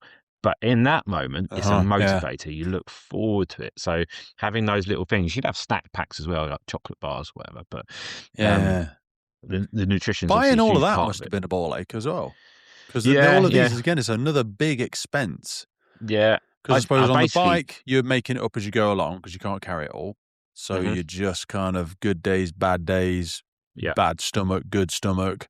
On the boat, it is, I am committing to this food all this time and hoping my guts don't rot or give yeah. up or I don't have some random issue. Did you take stuff for sickness? Yeah, you try and cover all bases. I went to the GP and got some antibiotics that would cover all kinds of things, and trying to describe, this is what I'm doing. What can I take to cover everything? Um, uh, What did he Luckily, give I've you? got a pretty. Hmm? Calpol? What did he give you? Yeah, I can't remember. They're still in a box upstairs. They're well out of date, but I kind of hold on to them. You never know. But they'll have a Um, spicy kick to them. yeah, Have yeah, them on a Friday night undoubtedly now. from Yeah. pre drinks. I'm I'm pretty lucky that I've got quite a sturdy stomach, that it rarely, Yeah, and I didn't really get seasick or anything like that. You good. take all those pills because you Yeah. never know. Um, but I was quite lucky with the food, and yeah, you just kind of get used to it. You just look forward to the real food when you get on land. But What were you wearing for it? so you heard stories about, or you probably hear stories about people rowing naked because they don't want chafing. Yeah. I did try that, not for me. I just I just wore basically some like cycling like lycra shorts, compression ones, and some normal shorts on top, and that would be pretty much it. Some people wear gloves. It's not for me. I'd rather get those blisters and like build up the hard skin, the calluses early doors, and then just roll with it. Um, if anybody's listening that I work with will know that I'm terrible for wearing my gloves at work, so You just never it's not bother. my favourite. Yeah. You just Yeah, never it's bother. just no. I find the dexterity goes, and my mind goes, get that job done, and then you do a DRA, and you go, okay, I really should Yeah. wear gloves at this point, but I'm always being shouted at for wear your gloves, Butler. But that's a separate thing. So I was never Real going to world wear them while problems. rowing. What about your Um, arse? Sore, lose it. You don't have one when you finished. But Okay. it's the same as riding a bike every day for 18 days. That first 10 minutes of sitting on the saddle, you're like, oh, yee. You kind of get like that bruising, and you're Yeah. losing all the meat. And then you get salt Oh, sores as really? well. So it's imperative that you make sure that every stint you've done at the oars, you then just have a little bit of a wet whitewash, all those areas, the classic areas under your armpits, in the groin, your butt crack. All the Try and bacteria. keep Yeah. the bacteria at bay as best you can. Do you Vaseline it up? Do you not bother? Is that a So myth? Does that work? no, I swear by a company and a product called Bum Butter. Bum Um, butter. yeah, it's basically designed for cyclists as a anti-chafing cream, but That I've is going used to it. be the clip that we use. I love a bit of bum butter. Me and the lads on watch. It's the go-to one when we need Oh a yeah. morale lift post incident. Honestly, anybody Someone that I've grab the bum introduced to Bum butter. Butter, they're like, "Oh yeah, this is the gear." Yeah. So I've used it on my feet, on my arse, my hand. I've used it everywhere. It's just an anti-chafing cream. It's brilliant, and that's what I use. But Bum butter. Quick pause, because I want to tell you about a new partnership we have with First Tactical. First Tactical builds equipment for people who work when environments are seriously unforgiving. And if you go to their website, you'll find kit is designed specifically for us, for firefighters, for police officers, technical rescue teams, fire investigation, hazmat, hazardous materials teams, urban search and rescue. This is honestly the equipment that you really want to rely on. It's built for real operations, real pressure, long ass days, and I genuinely use this stuff. Here's a few of my favorites. They've got their men's Defender short sleeve. I've got that in black. It's got a huge load of specialized pockets, space for all of our gears, the pads, the pens, all of the stuff. It's got them on the sleeves on both sides. Also got the Defender pants. These have got 28 pockets in total on them. It's mad. Let's be honest, we absolutely love the bags. I use their 25-litre specialist half-day backpack. The shoulder straps as well are strong AF. Like I say, this isn't lifestyle gear. It's built for real world, real operations. We talk about the realities of the job, and First Tactical is just the ideal partnership for us. So go take a look, firsttactical.co.uk. Now back to the show. Yeah, I'm gonna try and remember that one. I will genuinely, no BS. We'll try and link some stuff there, because people that are thinking about anything like this, I genuinely believe they will be frantically taking notes, trying to remember all of these things. Yeah, well, we'll try and do all of them. We'll throw this transcription through something afterwards and try and get some brands out for people. So did you capsize at any point? No, I didn't. I wanted to in a perverse way, because it's part of the story, isn't it? You know, if you just go and do something and nothing happened and you completed it, it's like, oh, okay. But if you capsized, no, I think this on its own, people will still find pretty ridiculous. I don't think you needed to fight a lion halfway or capsize or shark jump over the side. I think without those things, it's still relatively impressive, mate. Yeah, that's right. I get. Yeah, it's all relative, isn't it? I suppose. Yeah, I wanted to, but I imagine. Good. Yeah. No, I do remember using a rolling. You could have just lied. You could have said, "Yeah, we did." I could have done. Yeah, no one would know. Yeah. You know? Yeah. I fought off a shark while underwater as the boat was rolling. Yeah. Are there sharks in the Black Sea? No one knows. They would just say yes. Yeah. You know when you tell someone like, "Oh, there's 4 billion stars in the sky," and they go, "Yeah, probably." Do you know what I mean? That you tell someone they go sea, shark, yes. Of course there's sharks in all the sea. That's why people won't go in any sea. Some people, they're like, I'll get eaten by a shark. And you could say, well, there's no sharks in this one. They'll go, yeah, there is. Yeah. You know what's weird about the sea? I know nothing about the sea. But it's the idea that, you know, when you go to the zoo, there is a cage or a screen between you and the gorilla. But when you go to the ocean, people will say, okay, yeah, but it's salt and there's different currents. But for all intents and purpose, it's just open water between me and a great white shark. There might be a lot of open water, but there's no wall at any point that stops that shark eventually getting to me. And I know people will say they can't survive in certain oceans, but that's not enough of a cognitive belief for people to go, there's literally just water. If it swims far enough, it will get to me and I'm dead. And I tell you what, when we were midway through the Atlantic and we all went for a swim, diving into the water, like you got 3,000 foot below you or something, you can see 2 meters before it gets super they dark. Be monsters. Yeah, and your imagination takes hold, and you dive in. Logic goes out the window. Absolutely. Yeah, I haven't seen a shark bite at this point in the ocean row. There's probably not going to be one as I jump in, but I'm going to come out until you hit the water, and then you go, it's definitely a shark. Yeah, what the hell was that? What was that? You come out, you grab hold of the boat. Oh my god! Yeah. Okay, I'm still alive. I haven't lost my legs. I'm okay. I have it when you go on just the day trips when you're on holiday and you dive off the boat and you swim around and you swim away from it a bit and you're fine until you start swimming back towards the boat. And then all of a sudden you start swimming faster because you're like, I'm not looking behind me. Like, what's everyone waving at? What's the and you just start swimming faster. For no reason, except your mind is horrible. It is so horrible to you. Yeah, it's so horrible that it will stop you doing things. Yeah. Because it's playing out all these scenarios in your head, these worst case scenarios, and you go, oh, you're right. And social media makes it even worse these days. Of course, yeah. Like you see there was a guy, his son, I saw a clip the other day, his son's getting eaten. Or he gets bitten and dies. Surrounded by people, shark gets this kid, and it's just horrible. And you immediately go, "Yep, that's in all the water. It's everywhere. There's loads of them. You can't see them, therefore they're there. Something about the darkness, isn't it? I think that's what it is as kids. It's the unknown. I can't see it. Yeah, as a kid in the dark, the deep end. Yeah, in the deep end of a swimming pool, I'd swim super fast through that because it was dark. It was like one of those with the dive board, so it was really deep. Oh, it's ridiculous. And I'd be like, okay, there's a secret door in the side of this, whereas a shark that the bad guy's going to release. Of course there is. Absolutely. Yeah. I've seen enough films. There's definitely one there. Yeah. So you didn't swim in the Black Sea and you didn't capsize. I don't want to get to the Atlantic yet because I don't want us to not give all of these their entirety, and then whether it takes us 20 hours or 10. We've been going for an hour and a half already. Jesus Christ. Blimey. Black It needs Sea. editing.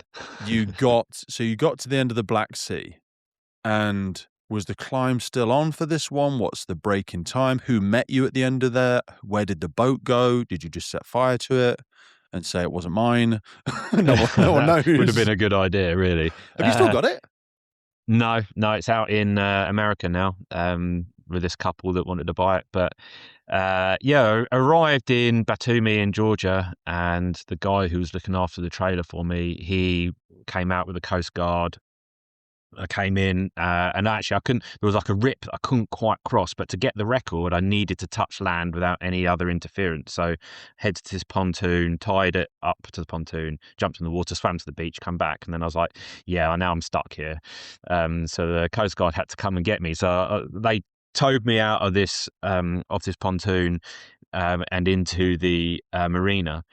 And then the camera crew from the local news company were like, yeah, can you just go back out and row in on your own? So for the camera, I was like, yeah, no worries. Of course I can.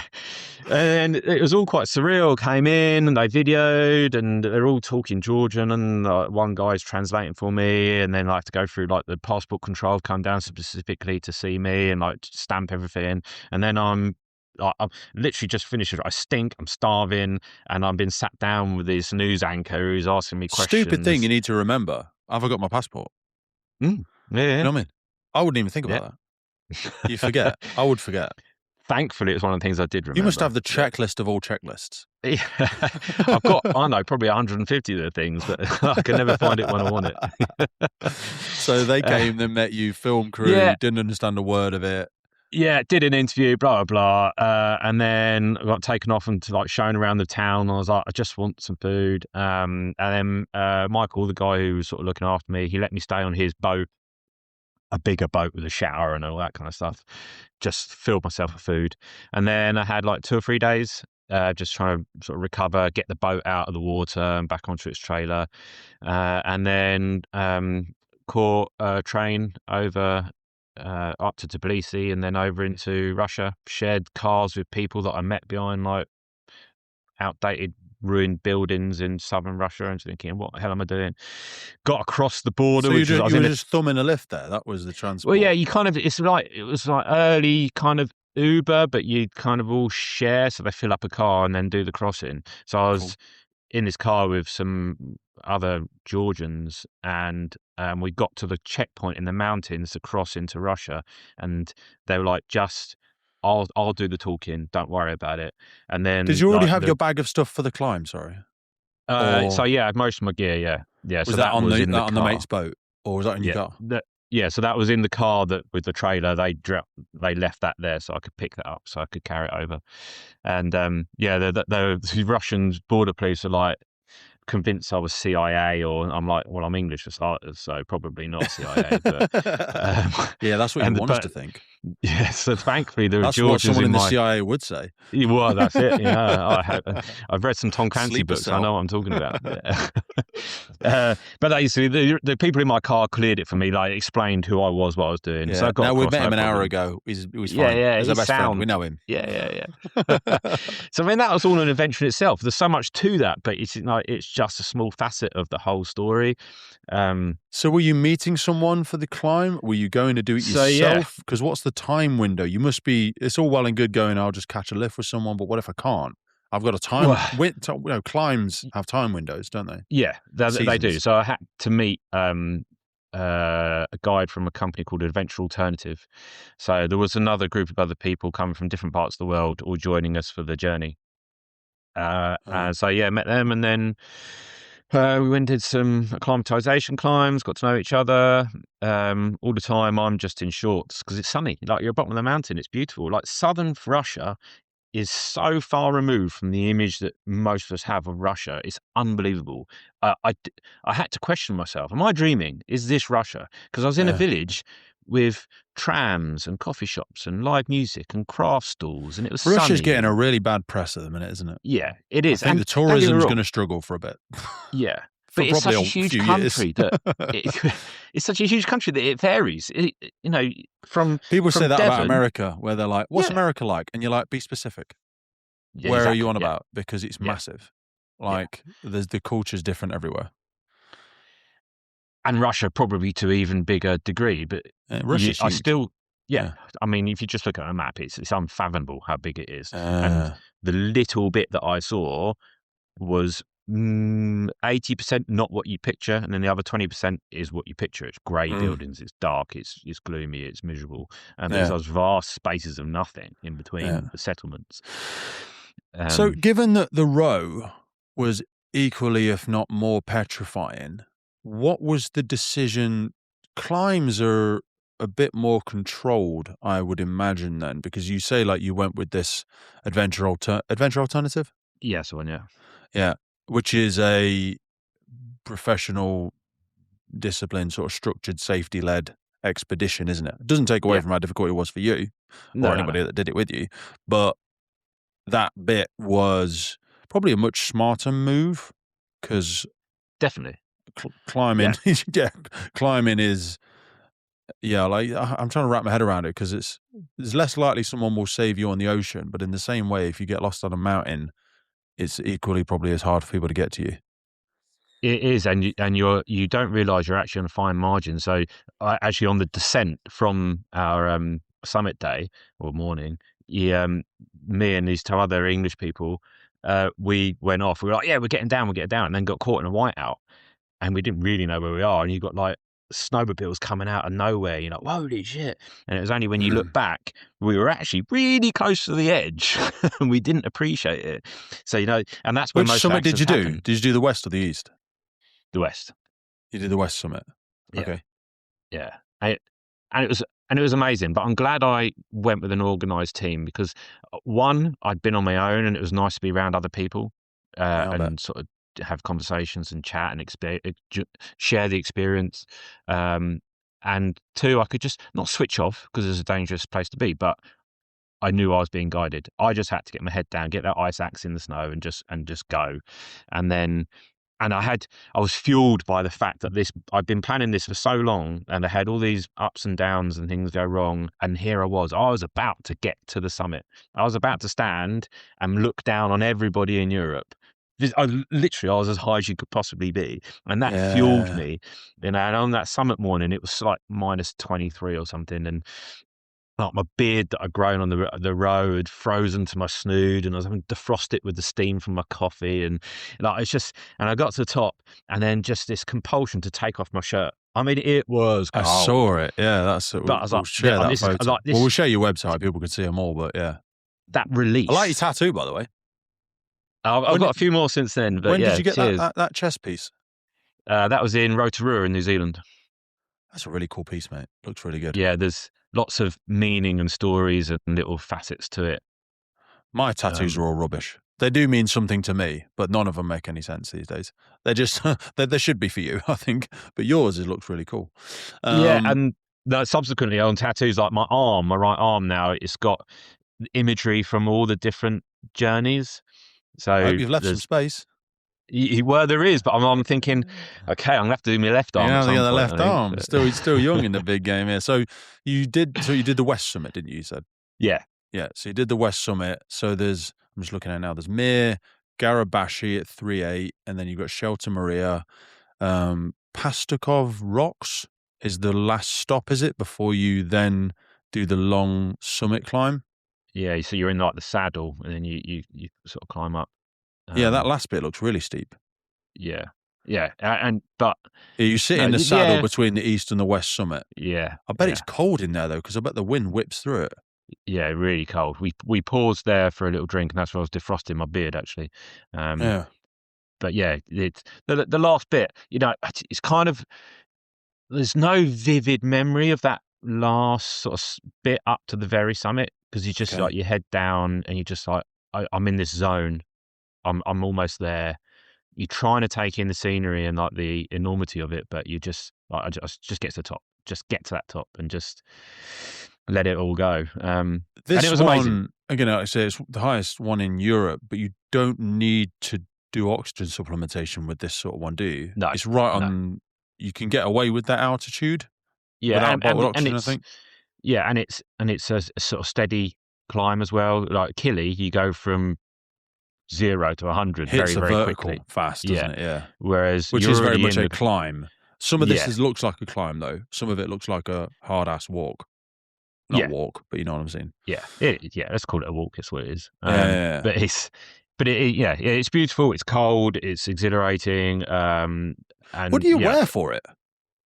I can see you in your obvious like it looks like ski gear, but yeah. I've never wrapped It's my head around anything like those sorts of climbs. I do hiking, layers, which is layers, really. everybody does hiking. You know, Yeah, but you're not really you're usually taking stuff off because you're a bit warm. Whereas this, you said like you get into -20s. yeah. That's You, I think different game in terms of clothing.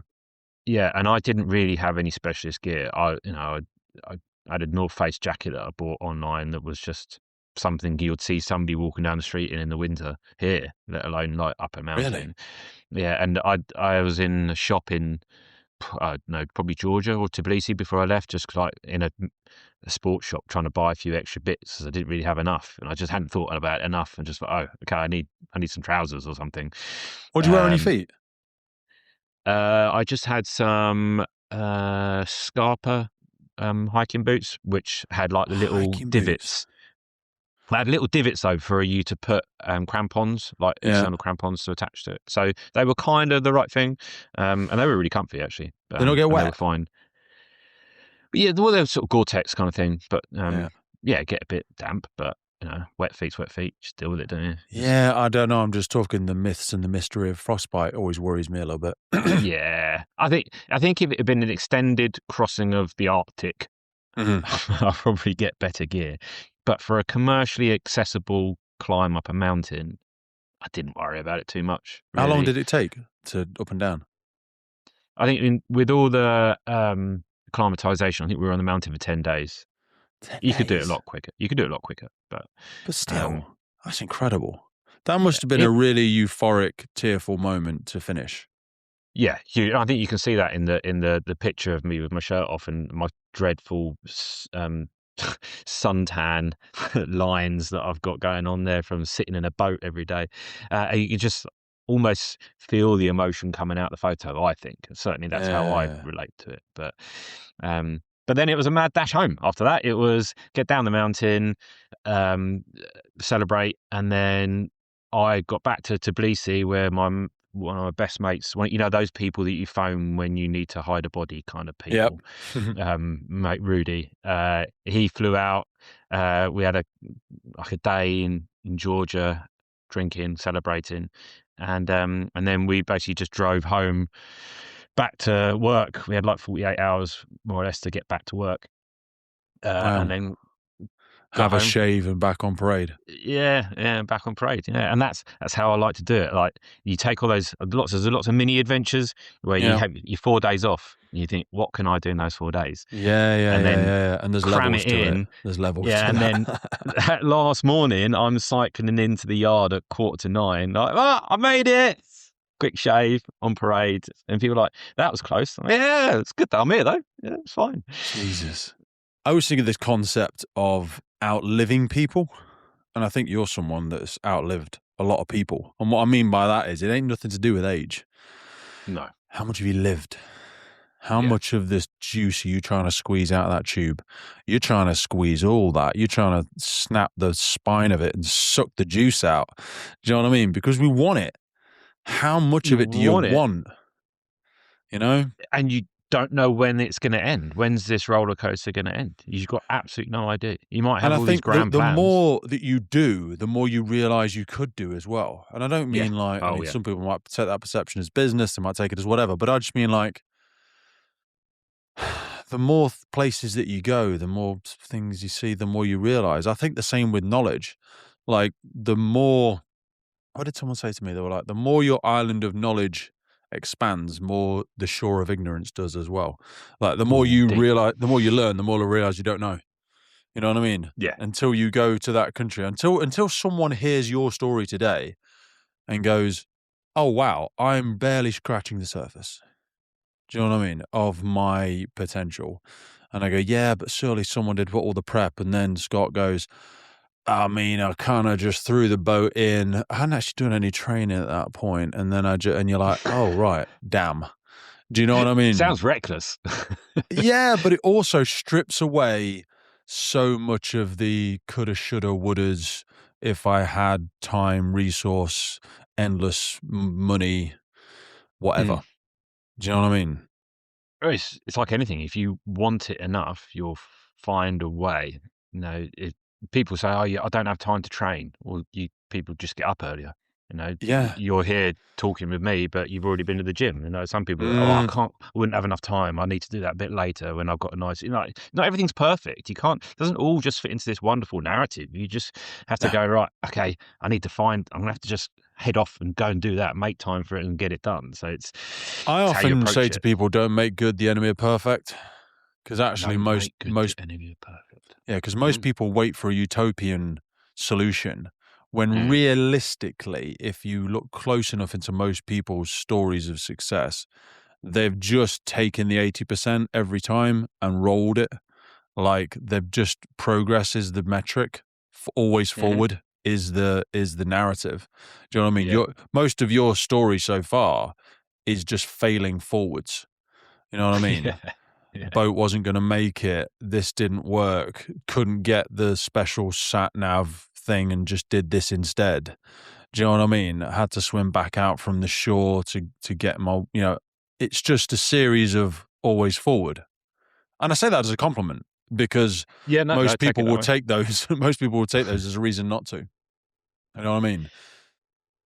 Yeah, and I think I probably I don't know, pre-fire service, pre-motorcycle accident, I don't know, I probably would have done the same thing. Well, yeah, can't do it. It's too hard. How old were you when you joined the fire service? 24. What had you done before that? What was are you supposed to do this at the beginning of a podcast? I never follow the goddamn themes. Yeah, it's Like, it's, who were you as a teenager? teenager, I said I was a fat, shy kid, played lots of sport, not very good at them, but played lots of sport, and then went to college, studied law for a year, realised that that's actually really, really hard, so I was never gonna be the new Tom Cruise in the military. Yeah, yeah, yeah. Uh, I was also studying, like, film, and TV, and then got to the end and thought, "Why did I do that?" Do you have I any was a Saturday siblings? k Yeah, I've got, 2 sisters and a brother. I'm the eldest. Okay. Um, Without peering too much into their life, are they as weird as you? no, no, No. we're all very different. My the next sister down, Kate, she's got a little boy, a family, and so they live their life. Hmm. My half sister and half brother, my brother, he's part of this narrative in a way. He's 14 years younger than me. Does he He was like a bum bit of butter as well? Yeah, he does now. Hey.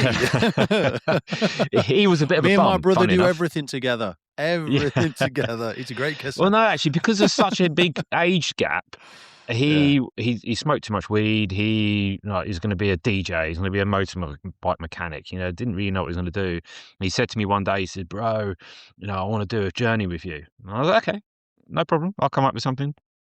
So I said, "Okay, what we're going to do is get these micro scooters, these kick scooters, and we're going to go 422 miles across Italy wearing backpacks and capes."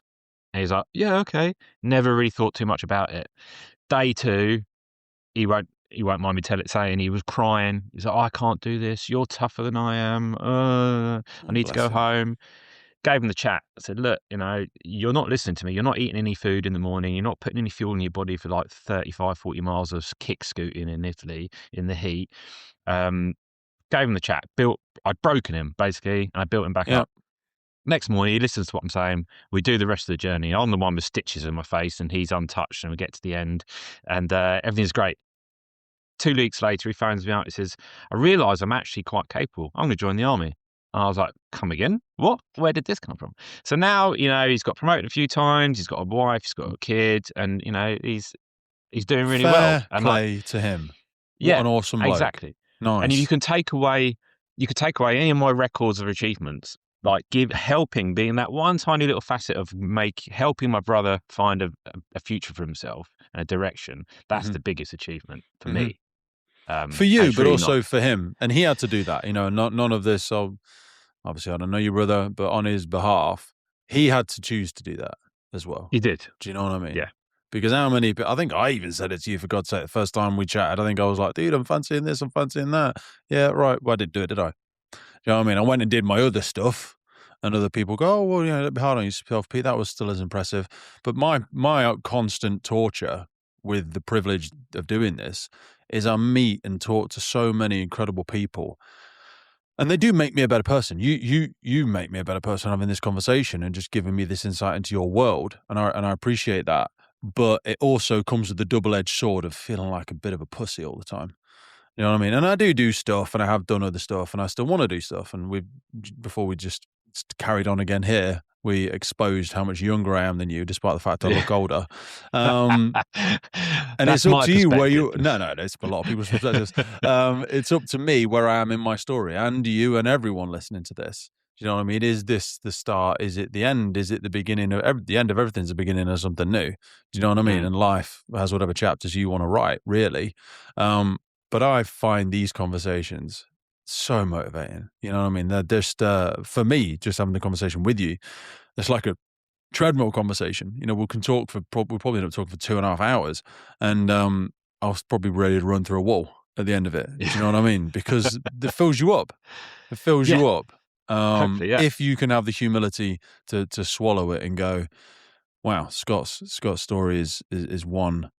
But I want to flip it for a second, Mm-hmm. if you will permit me to. What is the dark side of this before we get into the next layers? So, like, people's talk about bright light, dark shadow. What's been Uh, the cost?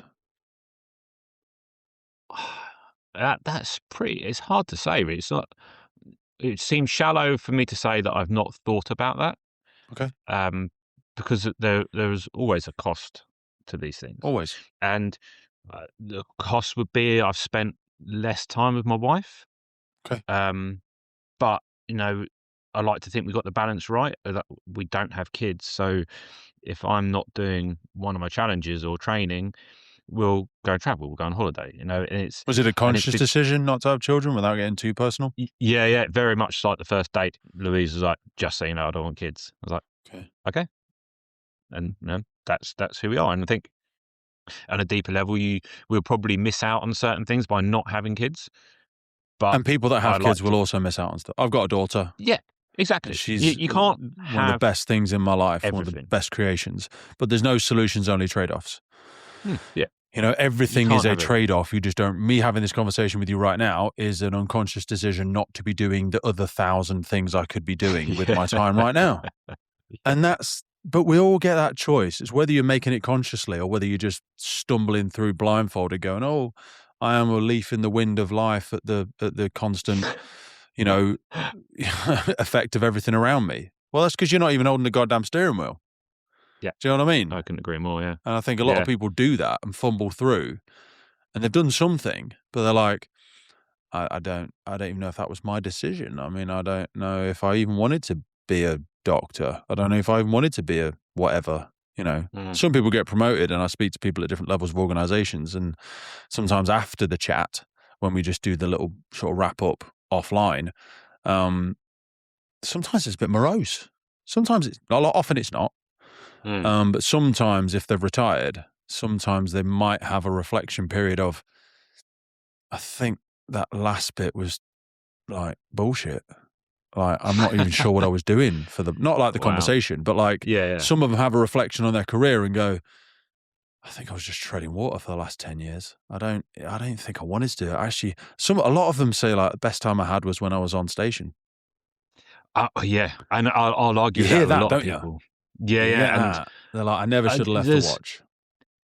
and it goes with being your career, it goes with life. There's a certain narrative that people expect you to follow. They expect you to Yeah. find somebody, get married, have a kid, Do the blah blah blueprint. blah blah. Yeah, Same in the fire service. You've done it so many years, you should probably go for a crew manager's position.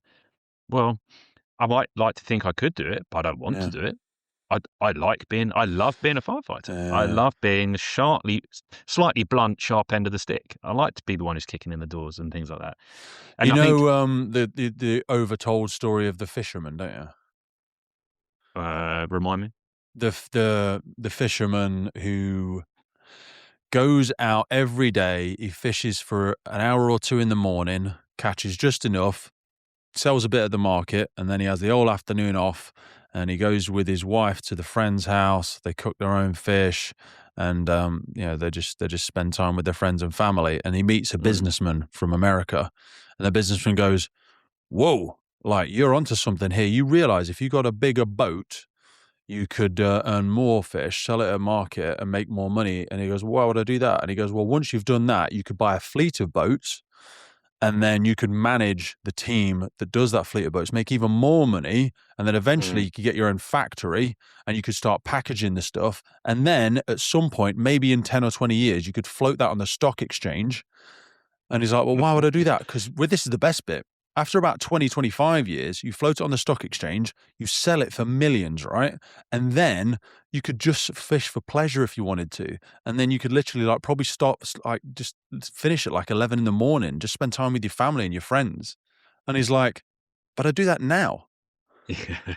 You know what I mean? And that's the Exactly old that. Yeah, overtold narrative where someone goes, but it's when you true. finally get to the senior leadership team, like your time's your own, you can take a couple of days off, and you're like, "I do 2 days a week now, basically, Yeah, and then yeah, 2 nights and I'm just off on my own." And they're yeah, like, "Yeah, but you get paid a lot more money." And I'm like, "But I've got no time." yeah. And that's it. It's the payoff, isn't it? It's no solutions, only trade-offs. I'm obviously saying this from a bias of a watch manager in the UK fire service. I fancy stuff. Sometimes I flirt with the idea of up, down, sideways, you know? Um, but I kind of enjoy what we're doing now. We're recording this in the middle of the week. It's a Wednesday. Do you know what I mean? It's the middle of the day. Been to the Yeah. gym this morning. Had some nice food. Seeing my daughter this afternoon. You know, I don't know. That's what it's I don't about. know. It's the shift pattern, isn't it? It's just a shift pattern, and you go to work and you have you probably with mates, enjoy your job, and then you Yeah. finish. And certainly from a firefighter's point of view, 90% of the time you finish and then you just forget about it. Yeah. You go out, you go home, and then you get all that time off, and then you take Yeah. 4 days off, and then you got 12 off. You're, oh my god, this is amazing. Yeah. So, You almost, it's the best kept secret of first responder, isn't oh it? god, yeah, So that was the remarkable. Apologize if it's. I don't apologize for anything. Like I love learning about that, to be honest with you, because the stuff that's on your website doesn't really hold a candle to the true story. But this has not been the end of the story at all. You just alluded to scooting across Italy. How do you come up with some of this stuff? a lot of people ask that, and it's just looking at maps, looking at places I've never been, looking for anything that's human powered that I can test myself, engage people with, and always looking for that something that, I don't know, the X factor, that's something different, whether it be a skateboard, whether it be roller skates, whether it be running with a trailer or a wheelbarrow, or like going somewhere really cool, or, it's just finding a reason to go from A to B, like why pick that place to go to, or why pick nowhere to go to and just head north? There's just different ways of doing it, really, and it's just, yeah. What I found very early on after the Elbrusing was people would go, "That was really cool. What's next?" And Yeah. that became like the mantra. It was always, "What's next?" There was very little time to reflect on what had happened or what I'd just done. It was always, Yeah. "But what are you going to do next?" It wasn't the And Italy one though, was it? Was it the ultras next? so the Marathon des Sables was next, Yeah. um, because I wanted to just sign up to a race. I don't do races very often because Mhm. I don't see the point. I can just go and do my own thing. But Okay. I wanted to just sign up to something really hard, but something I could just train for, turn up, here's a start line, there's a finish line, and do. And I loved it, and it was amazing. If anybody's done it before, then you understand. It's ridiculously hot, but the camaraderie of the people in your tent that you've never met before is brilliant. Keeps you going. You're going to see some crazy people. You see the elite runners, and you see the people at the back of the pack. It's an all-inclusive race. It's brilliant. But it was nice to just turn up and do it. You know. It is, it's very difficult though. I know I keep saying that about all the stuff that you do, but somebody died, didn't they, recently? Like in Yeah, 2021. yeah. It's hot. Yeah. So it was day 3 was 53 degrees, which is Most people hot. have never been in that outside of a sauna. No, and you're running 20 something miles on that day, 22 miles, I think. Yeah. For people that don't know what it is, it's in the Sahara Desert. It's 155. It was 250k, isn't it? Yeah, In the Sahara Desert. A friend yeah, of mine, Mark Pert, I think did yeah. another one. In fact, what's the other guy's name? Station manager, South Yorkshire. Oh God, I'm really sorry because I bet he'll probably listen. I hate it. I've forgotten his name. Sorry. I think he did it with a pack on, two 10-kilo packs. A very incredible Because bloke. you got to I'm carry so everything. sorry. So sorry I've forgotten his name. That's terrible. It'll come back to you. Oh, it will come back to me in a Yeah, blind you got to rush in a carry minute. everything. Or like they put a Bedouin tent up, but you've got to carry all your own food and your sleeping gear for the entirety of the race. So It's you the are whole self-sufficient. self-supported, isn't it? Yeah.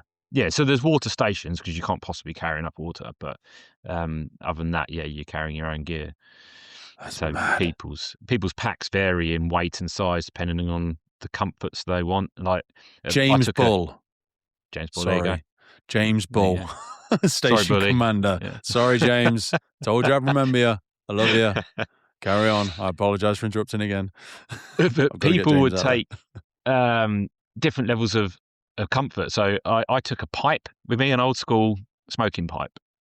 And What? in the evenings, I would wander around the camp because you could easily just lay in your own tent and just get to know the 6 people you're with, or 5 Mhm. people, however many. But I'd light the pipe. I'd walk around in my spandex compression pants and just go and talk to people in different tents that I'd come across on the Were you a race. And smoker just already? not really. I like a cigar, but Okay. I had a pipe, just like every now and then. Like, it's In case people didn't know you were British, just to make yeah, sure to yeah. People go, cement that in "That's there. actually really cool. I love the smell." It's not cool, Yeah. but but it was really nice. It was a nice way of just like people come to talk to me and like starting in conversation. And I think on I think it was the long stage. I think it's like 55-mile run. With about half mile, I lit the pipe and I ran across the finishing line of the stage with a pipe hanging out of my mouth. And like the people at the end were like, "Okay, we've seen a lot of people do this race. We've The never seen British that of all before." British. The Yeah, British are I here, baby. loved it. How did So that yeah, that's feel the then, Marathon des Sables. participating in an actual race? Like you say, the camaraderie must have been amazing. The shared challenge of doing it with other people. Would you say that's more of a big? It's obviously not a beginner's, for Christ's sake, but like doing something on your own, it must be a whole nother cognitive leap. Yeah, it's definitely different. Mhm. Like the Marathon des Sables billed as the toughest foot race in the world. I don't think it is. They just live off that. Yes, it's Okay. hot. Yes, it's a desert, but I would say probably a jungle race would be more difficult. But it's by the by. But you can just sign up to it and go, and you got like support network there. Whereas if you're doing it on your own, most people will come across that fear of where you're going to sleep tonight, where you're going to Yeah. get your food, what if you get Mhm. lost, what if your phone runs Mhm. out of battery, all those kind of things, and and you're on your You've own. not But got the that's where safety net of just collapsing into camp and no, going, there's people here to provide. yeah, Or if I fall asleep, I'm not going to get robbed. yeah. Do you know what I Well, mean? that's it. No, if you're in Moldova and you're coming towards the end of the day, the lights started to fade. You've got to find somewhere to hang your hammock. You've got to find somewhere to get some food. That shop may or may not take a card. So have I got enough cash? Sometimes they didn't. There is all Did you these have any things. scary moments, like on your bike ride or anything, where you were mugged?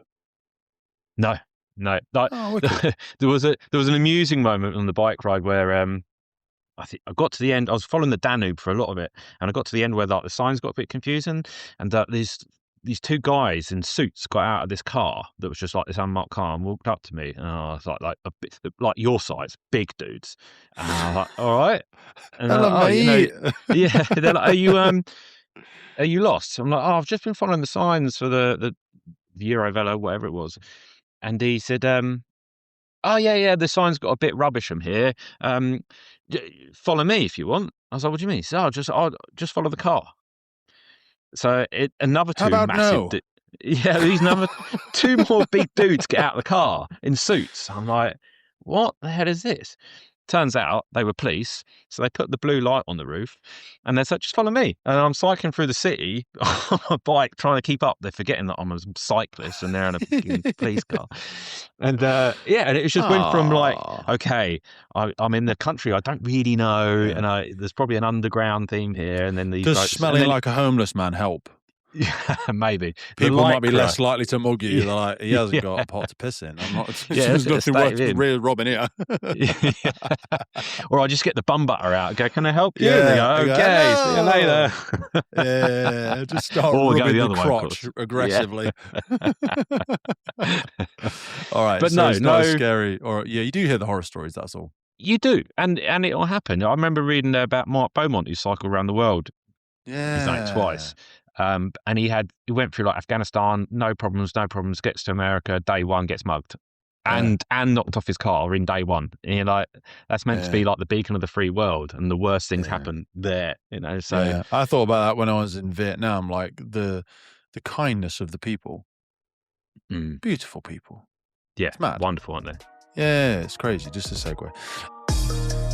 It is beyond a privilege to be able to bring the Firefighters podcast to you, and we are so grateful for every single person that supports, listens, shares, and follows our journey. But here's the honest truth. It takes a colossal amount of time and work to keep the podcast going. And to help us keep doing it, create more, reach more guests internationally, and make the podcast sustainable, we're asking for you to help. And to do this, we've set up a Patreon page. Now, if you've ever wanted to meet a member of the podcast, buy us a beer, buy us a coffee, and you think anything you've ever listened to on the podcast has been worth £3, that's basically what we're asking you for. By joining our Patreon community, you will get access to every single full episode archive we have ever made. Now, hundreds and hundreds of key documents that we've got in there on fire behavior, firefighter health, cancer risks, instant debriefs, and so much more. So if you feel like you want to join the Patreon crew and help us make this possible, head to patreon.com/TFFPC or check the link in any episode podcast notes.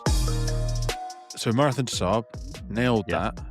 How much of a gap did you have between these things? You say straight on to the next thing. I try and do one. So Marathon to Saab 2017, so the next year. So I try and do something big every year. That's kind of the plan. So there'll be mini adventures, but always try and do one big one. So like the actual timeline of what came next gets a bit furry. Was it not skateboarding? Blurry. No, that was a few more years. Like I think maybe the wheelbarrow was the next one, I think. Oh, Christ, yeah. So yeah, tried to run from Latvia to the Ukraine with a wheelbarrow. So got Of course. So obviously, wheelbarrow, you put all your gear in it. I thought, I've done running with gear on my back. I'm going to run with gear in a wheelbarrow instead. There's a lad on one of our stations we call wheelbarrow. Only works when pushed. Yeah. I know a lot of those. Yeah. There's a lot of them bad boys. Probably not as nice as my wheelbarrow as a butte. Talk to us about picking the Gucci wheelbarrow Moldova to Latvia. How do you pick a wheelbarrow for something like that? So yeah, Latvia to the Ukraine. So yeah, just found a few companies, got them to donate a wheelbarrow. Found a local company do some funky handles that swivel, so make it a bit easier. Flew into Latvia, got some bloke to take a photo of me, and just started running. Trying to do at least a marathon a day. More like 30, 35 was the aim. 40 if I could manage it. So yeah, got through Latvia. Long handles, so you don't smack your knees. Was that a metric? Yeah, so quite long handles, and then these called I-tip handles are these ones you put on, and they swivel on it, so it's not a rigid traditional handle. So you could a bit of movement. Two in there, wheels so or one? One wheel. One wheel. Does that have to be a one wheel to factor for a wheelbarrow? I don't know what the. I think two would make it a bit. I wouldn't want to misgender a two-wheeled wheelbarrow. It'd be difficult, I think, with two. But I imagine it would be. I have no idea. Yeah, I literally have no context or reference for it. Yeah, I mean, there is a photo on there of yours though. Yeah, so she's a beaut. She's beautiful. You still got her? So no, So I got in. Oh, I did about 350 miles, and then my knee blew up. It just like my good knee as well. Just went, just massive. Taped it up, elevated it, and I was in. spontaneously, or so you think you snapped I something, was just or wear and tear. I think just being as you because you're you're constantly in like a slightly leant forward position as you're pushing, and I think surprised your back didn't have an issue. yeah, back was fine. Like I'm not, as I alluded to earlier, I'm not a great runner. I'm not a great lifter. I'm not a great swimmer. I'm not great at anything, but I will just keep on pushing. And my body just went, no, this is an awful position to be in, and I'm not Yeah. happy about this. So it flared up. Um, did what I could. The next morning, I went for a little jog around the campsite. Realised it was knackered. Traded the wheelbarrow for a lift to the airport, and flew home. And just kind of went, okay, I had this aim to run 1,000 miles with a wheelbarrow. It didn't happen. I don't Still think I though, failed. Jesus Christ, 350 miles? Yeah, Because if I said, what's classed as an ultra? 100 miles? well, technically anything over a marathon is an ultra. Oh, is it? Is that the way it Yeah, works? technically. Yeah. Technically, So, for the yeah. people that haven't done 350, but you wouldn't class a 50 miler as an I don't know. We're not. I've Wow, not yeah. done. Yeah, I've not done an ultra marathon, so I can't say anything. But 350 by I would like to say anybody's measure around the Well, world is yeah, still because a if you'd colossal. but again, it's how you contextualize it. If I'd said I'm going to run 350 miles with a wheelbarrow and I completed it, that sounds great. And you come away thinking, yes, nailed it, done it. Everybody's like, yeah, well done, great pat on the back. But because I set the bar so high and wanted to go so far, and I Why'd you didn't pick a even get thousand? it was because that was the to Ukraine. That was just from coast to coast, Oh, right. basically. That was like the geographical thing. I thought I'm going to run through these new countries, tick off load of things. But because I set the bar so high and didn't even get 50% of the way, then it'd be easy to go, well, I failed. I'm never doing this stuff anymore. I'm no good at it. But I got to the point where I could go, yeah, didn't make it. My body gave up. My mind didn't give up. My body gave up. And no, I've gone home and I've taken the experience of what it was for what it was. So like the people that took me in, the people I met, the family of people that don't speak any English that are showing me their World War II rifles that they dug up from their garden while feeding me cheese made from the goats in their yard. And, Yeah, there's yeah, those yeah. memories that you go, that's what it was all about. Which is funny because I'm not a people person at all, but I love meeting these people on my journeys. How do you stop yourself telling people about this at a dinner party? Yeah, it's well, that would depend on who you ask about this, because some people probably say, "Oh, yeah, all he does is talk about all his adventures." It's normally because I'm prompted. People ask me, I and think we would ruin someone's evening if I met you at a dinner party because I would just pin you into a corner and miss the whole event. well, I suppose, yeah. I mean, that's a compliment. It's a massive compliment, isn't it? And sometimes it does go along those lines. But if you actually strip that back, if you're in a room full of people that are super high powered and important, Yeah, but then they discover you're a firefighter, people want to talk about what you do. yeah, they do. It's always the It's topic of weird. conversation Yeah, I was because, at the British Embassy in Saudi about 2 weeks as you ago, were, yeah, and cool. no, I was out there for Intersec Dubai. Sorry, I need to stop saying Saudi. I always get them confused. It's terrible. Oh, Dubai. And you're at the British Embassy, and like you say, they were doing a celebration of business and trade. So all the big execs from this mm. Intersec show were there. And they were like, "Oh, so what do you do? What business do you run?" I'm like, "I'm just a firefighter. I just got accidentally invited here because I'm a loudmouth that just chats to people from all over the world." And you ended up with a little audience of people. hmm Do you know what I mean? There you go. And it's so weird. It is quite weird because what they've done, building a large business is a tremendous achievement in a very different way. But they had a tremendous amount of humility. Everybody in the room was just like good at acknowledging each other. It was very weird actually, because obviously Nice. they're all Yeah. British. Um, but it's what I said earlier about like true winners like to see other people winning. Yeah. You know Yeah, I what I agree. mean? And Yeah. they celebrate you and acknowledge you and don't want to beat you over the head with their success. And that was really quite strange. I wasn't used to it, but lovely. And the success in totally different fields as well, isn't it? Oh yeah. I think some people have this idea that if you win, I lose. Mm. And I think the world and the opportunities are so vast these days that for me and all the people that I work with and associated things and UK Peak Firefighters or the challenge circuits or whatever else that it might be, the rising tide raises all the ships. Like if you win, I win, we win. Yeah, You that's know a what I good mean? way of It's doing it. not Yeah. it's not I win, you lose. No. It's a very poverty mindset, that is. Like there's a finite amount of something on this table, and if you get one, I lose. Do you know what I mean? I'm like, no, you're thinking way too narrow, way too narrow, way too Yeah, and narrow. that prompts jealousy, doesn't it? Which is Jealousy, unhealthy. bitterness, Mm. ugly. Yeah, really The ugly. cycle going down that way is not nice. Anyway, so I ripped you away from wheelbarrows. So you got over that one Yeah. again. Tremendous heavy lift. Was that one of the first signs of worry about the body? Because you've not really referenced much about physical breakdown yet. No, no, that was acknowledgement that maybe I don't know, not as indestructible as I thought, Mm-hmm. but I was mid-30s. Well, you're gonna get injured if you keep Yeah. on pushing the boundaries. You're gonna get injured at some point. There's just Yep. no two ways about it. And people go to me, "Oh, you're accident prone." 100% am not accident prone, but if you put your body on the line constantly, eventually Yeah. it'll get hurt. It's just that if you put yourself in harm's way, And you eventually. had already had the big motorcycle accident, actually. Yeah, Sorry. yeah, Yeah. and I think So. maybe it's just born out of worry. People going, "Well, ooh, you had that big moment," and technically I'm a guinea pig as well because the plastic they put in me is untested beyond 15 years, which I've just reached that point. So Wow. I might have to have it replaced 2, 3 times. I might never have to have it replaced. So they scan it Yeah, but every year. also when you So look at what science and medical science is doing now, I always say like if you told a doctor 10 years ago the things we're doing now, they'd have laughed you out the room, I think. oh yeah, They'd have been like, "Don't be so stupid." It is literal wizardry that we are doing now. People with spinal deformities are walking again. I think there's mm, people that are obviously people getting conical implants, born deaf and now they can hear, yeah, and like the and emotion on their ocular, faces. macular degeneration, people that lose their sight and can be brought back. You're just like, when someone says, "Oh, you can have this knee, but it only lasts 10 years," I'm like, go for it.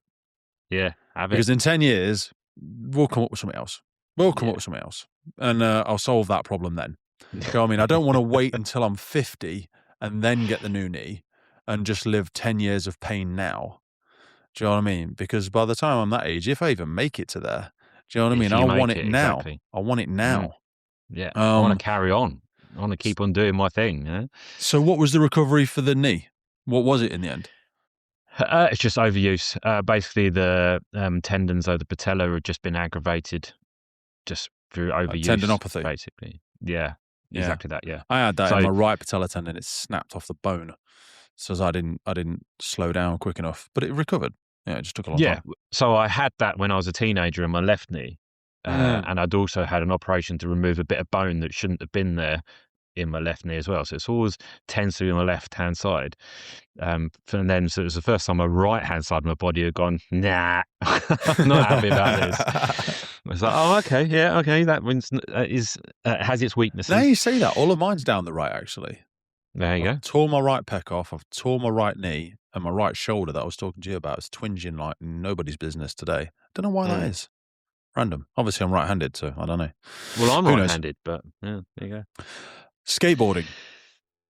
Yeah, I would say it's probably my worst adventure out of all of them because I'm Yeah. a terrible, terrible skateboarder. It's a much higher skill level is the problem. I Yeah, think you missed the troke on that one, mate. Spoke about athletics earlier. You are a physical dog. You are not tap that's it. dancing Dog of the skateboarder. bone. No, no. And the only reason I wanted to do skateboarding was a mate of mine. I was like, I really need to do a journey with him. And so he's a good skateboarder. I was like, we'll just do skateboarding. Well, I'll pick somewhere flat. Denmark. It's not as flat as I thought it would be. There's no really high points, but it's very undulating. And if you Okay. can't stop on a skateboard, which I cannot, then you're going to have some very stressful moments, and you're going to have some big crashes. How Of soon which I did you had quite a realize you few. couldn't stop? Well, I knew. So if you backtrack to I first got the skateboard, and we've got the Tarka Trail here where I live in North Devon, which is an old railway line. So super flat, super straight.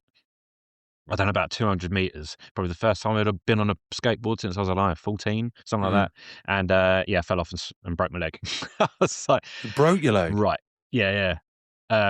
Wasn't going uphill, downhill, trying to turn, just in a straight line.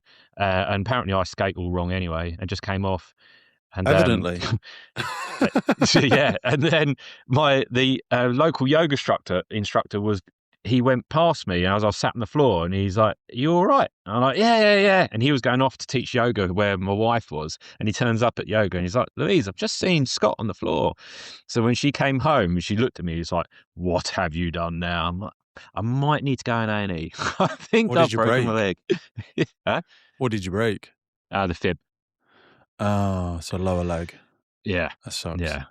Yeah, so I was put in a cast as you do, and then I thought, okay, well, what can I do? So got the crutches from hospital and started to do as many miles as I could on my crutches. So I did 50 miles in total while I had the cast on. Breaking bones is way better than tearing ligaments, though, isn't it? Yeah. 6-8 weeks. They're pretty fast. Yeah, that's it. Repairs. And certainly, if you're a healthy diet, you take the right supplements, all that kind of stuff to help promote the recovery. Whereas, no, I did damage the ligaments in my ankle in 2011 playing football, and the problems that's caused ever since. You know, I'm always going to see an osteopath to try and keep on top of the problems that's caused. You know, but yeah, broke my leg, and then I competed there was like a race going on, so I just got a penguin suit and just did like a almost half marathon on the crutches, and just raise a bit of money, do something different, because it's not about what I couldn't. There was a lot of things I couldn't do, but there were certainly things I could do. Yeah. So you just focus on those. So yeah, but you did still do the skateboarding. Still did skateboard. Yeah, we did 500 miles around Denmark. Camping most of it. Why? Some days we did double marathons. Why was that? Yeah. You're obviously not very good at it. No, I'm not. I'm terrible. Like I say, I crashed. I've still got gravel in my elbow under the skin from one of the crashes. Wicked. Yeah, I like wiped out on this. I saw Ollie go down, and I thought, I'm not going down there. I can't stop. So I was walking. I was being sensible, and then I saw him at the bottom. I thought, oh, I can manage this bit. Got on the board, started going. He's waving his arms like, no, it's too dodgy. I got a bit of speed wobble, managed to correct it, and then next thing I know, up and hit the gravel. I was wearing a helmet, but no gloves, no knee pads, no elbow pads, because I thought that would look stupid. I wanted to look cool. Yeah, got to think about the photos. Well, yeah, and in the end, I didn't really have enough plasters, so we went to the supermarket, and the only thing we could get was some panty liners, women's panty liners, which I strapped to my elbow as like a big plaster. So I ended up looking really stupid, as opposed to just like somebody who can't skate. So that was a swing and a miss, but still a hell of a 500-mile adventure. Yeah, and we had in between we had a great time. There's some really memorable moments. And again, met really cool people, saw a new country, and bonded really well over this shared adventure.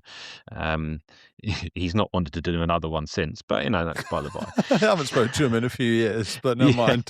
He's like, this is hard work. I'm like, yeah, it is. Yeah. Was he? He was obviously he was already a skateboarder then. Great skateboarder, and like got loads of footage of him flying down hills and carving around. And he crashed as well. There was one where we were coming down a hill, and we were like really beautiful surroundings coming down, and we come around this corner, and it just keeps going down and down and down. At the bottom, it comes to a T-junction of a really busy road, and then like a big lake, and we're like, oh crap! And he's ahead of me, and I see him think, I'm going too fast. So he rams it into a bank and crashes into the bank. And I'm like, well, I'm going to have to do the same thing here. It's just, there's no other option. It's like into the grass barrier, flip up in the air, try and style it out badly. So there were moments where even he, as a good skateboarder, was like, yeah, that was dodgy. So there's no brakes on skateboards, dude. No, there's no brakes. Only your foot, like the bottom of your shoe. Yeah, but I imagine that doesn't work past a certain speed. Well, also, if you can't keep your balance very well, it's a terrible idea to even try. So I would. Yeah. No. Yeah. I'd never. The skateboard Love the sits enthusiasm. in the wrong lane. Yeah, it sits in the shed, and I don't think I'll be going back to that again. That one's done. So then it was kick scooting after that. Yeah, Kick Scooter was in there somewhere. I thought, was it before or after? I don't know. Yeah. And then what else? Then there's probably the Moldova with a trailer attached to my waist. So again, country I've never been to, Moldova. Flew into the capital, had like a bicycle trailer essentially, but with an attachment that's designed for people to run with pushchairs. Yep. I don't know if you've ever seen them. So like I Yeah. sort of Saw him at Centre Parks. Yeah. yeah, that kind of thing. So I bodged that into something for the trailer, and then saw all my camping gear in there. Yeah, ran through Moldova, got arrested, went into Romania. Why'd you get arrested? Unbeknownst to me, I was too close to the Ukrainian border. Um, Uh, so yeah, I'd looked at the map and saw some tracks down there. It's just running along, nobody around, and then this vehicle comes out of nowhere, and it's the border police. They don't speak in English. They want my passport. I'm like, what have I done wrong? And they're like, that's Ukraine over there. And I'm like, is it? And they're like, you shouldn't be here. I'm like, well, there's no signs to say you can't go here. yeah, yeah. So eventually they get me in the truck and they take me to the border police station, the border of Romania, where I was heading anyway. And yeah, they wanted to fine me like €3,000 for being Ooh. there. And I walk into this room and there's like 5 police officers all at desks, and they all just look up at me. And I'm like, "Hi," like Hey, half in micro, like, yeah. uh, I don't know why I'm here. And then eventually somebody who speaks English comes in, and they don't know, but they don't believe I've done the mileage I've said I've done in the time I've said I've done it. So I had to get Strava out and show them. Really? And then, Oh. yeah, in the end, they just wanted pictures of my setup and me in the trailer. They were going, they said, "Oh, empty your bag." So I'm like, "Okay, this is my cooker, this is my GoPros, my sleeping gear." But in there, I had a small drone, and I just kept pushing this drone around the bags. I thought, in the situation I'm in here, a Yeah. drone's really not going to look like a good thing on the border of I'd Ukraine be when I'm avoiding already the in bum trouble. butter more than anything else, Yeah, but I was like, "Boys." when one of them recognizes what it is, that's when you're like, "Oh, Oh hello. yeah. You know what I'm Yeah, yeah. talking If you'd just like about." to come to this cell, yeah. He's one of them. Yeah, but I imagine the drone wouldn't have gone down well. No, I wouldn't have done. But they managed to I managed to hide it, and then got like waved off across the border and then into Romania. And the idea was to go all the way back to Burgas where the Black Sea Road started. But again, um, my knee gave out. Oh.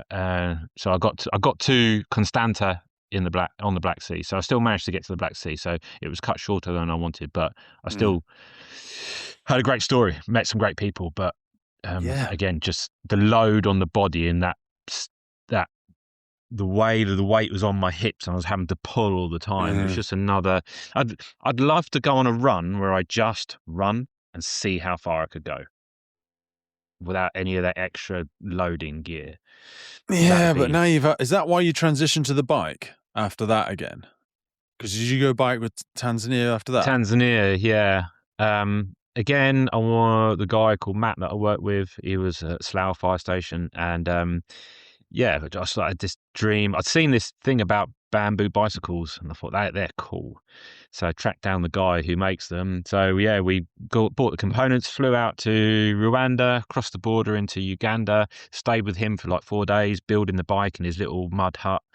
And then we cycled across the border into Tanzania, around Lake Victoria to the bottom of Kilimanjaro on these bamboo bicycles. And up until probably the last day, I think we saw 2 white people. Uh, we were literally the only ones, and it's because on the western side of Lake Victoria, there's no real tourism. Nobody goes there. Everything's on the other side. So Ah. like we were literally the first white people these people had ever seen in their lives.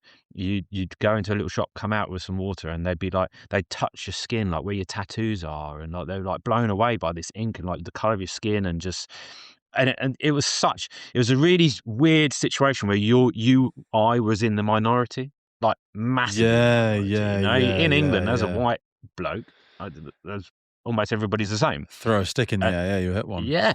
And then to be the other end of that spectrum was really, really strange, quite humbling. And throughout the journey, you saw what you picture, you know, what Bob Geldof sells to you every year. Mhm. And so you do see that poverty, and you see like a 2-year-old with a stick herding animals by the side of a road, just like where his parents are, you just don't know.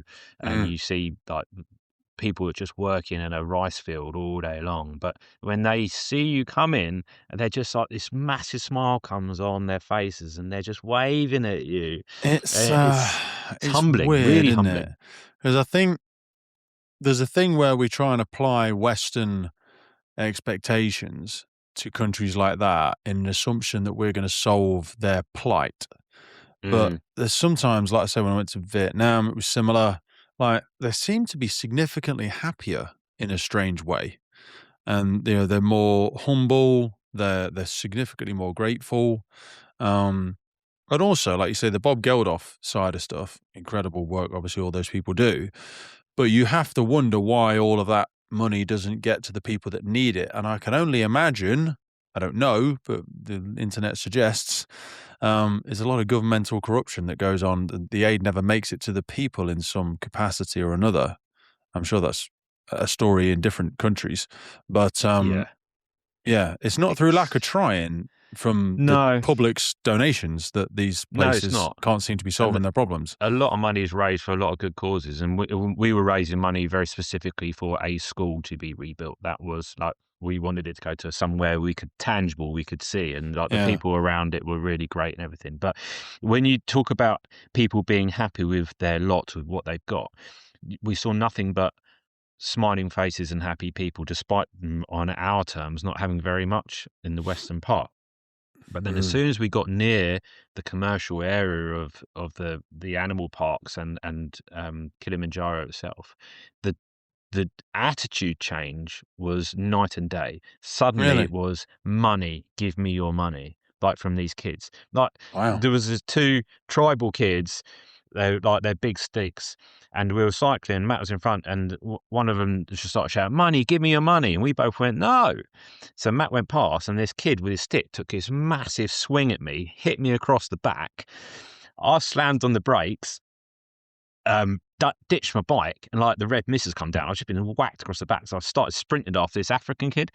And then I like, there's 4x4s driving around with people with these massive telephoto lenses that are going to go and see some zebras. And I thought, Yeah. can you imagine tomorrow morning waking up and I'm on the front page of a newspaper, like punching an African kid? And I was Punching just an like, African kid. I was like, it was in tribal gear and everything. I was like, that's not a good look. And I was like, Yeah, the optics are terrible here. But chill. you're like, But he just smacked me with a goddamn stick.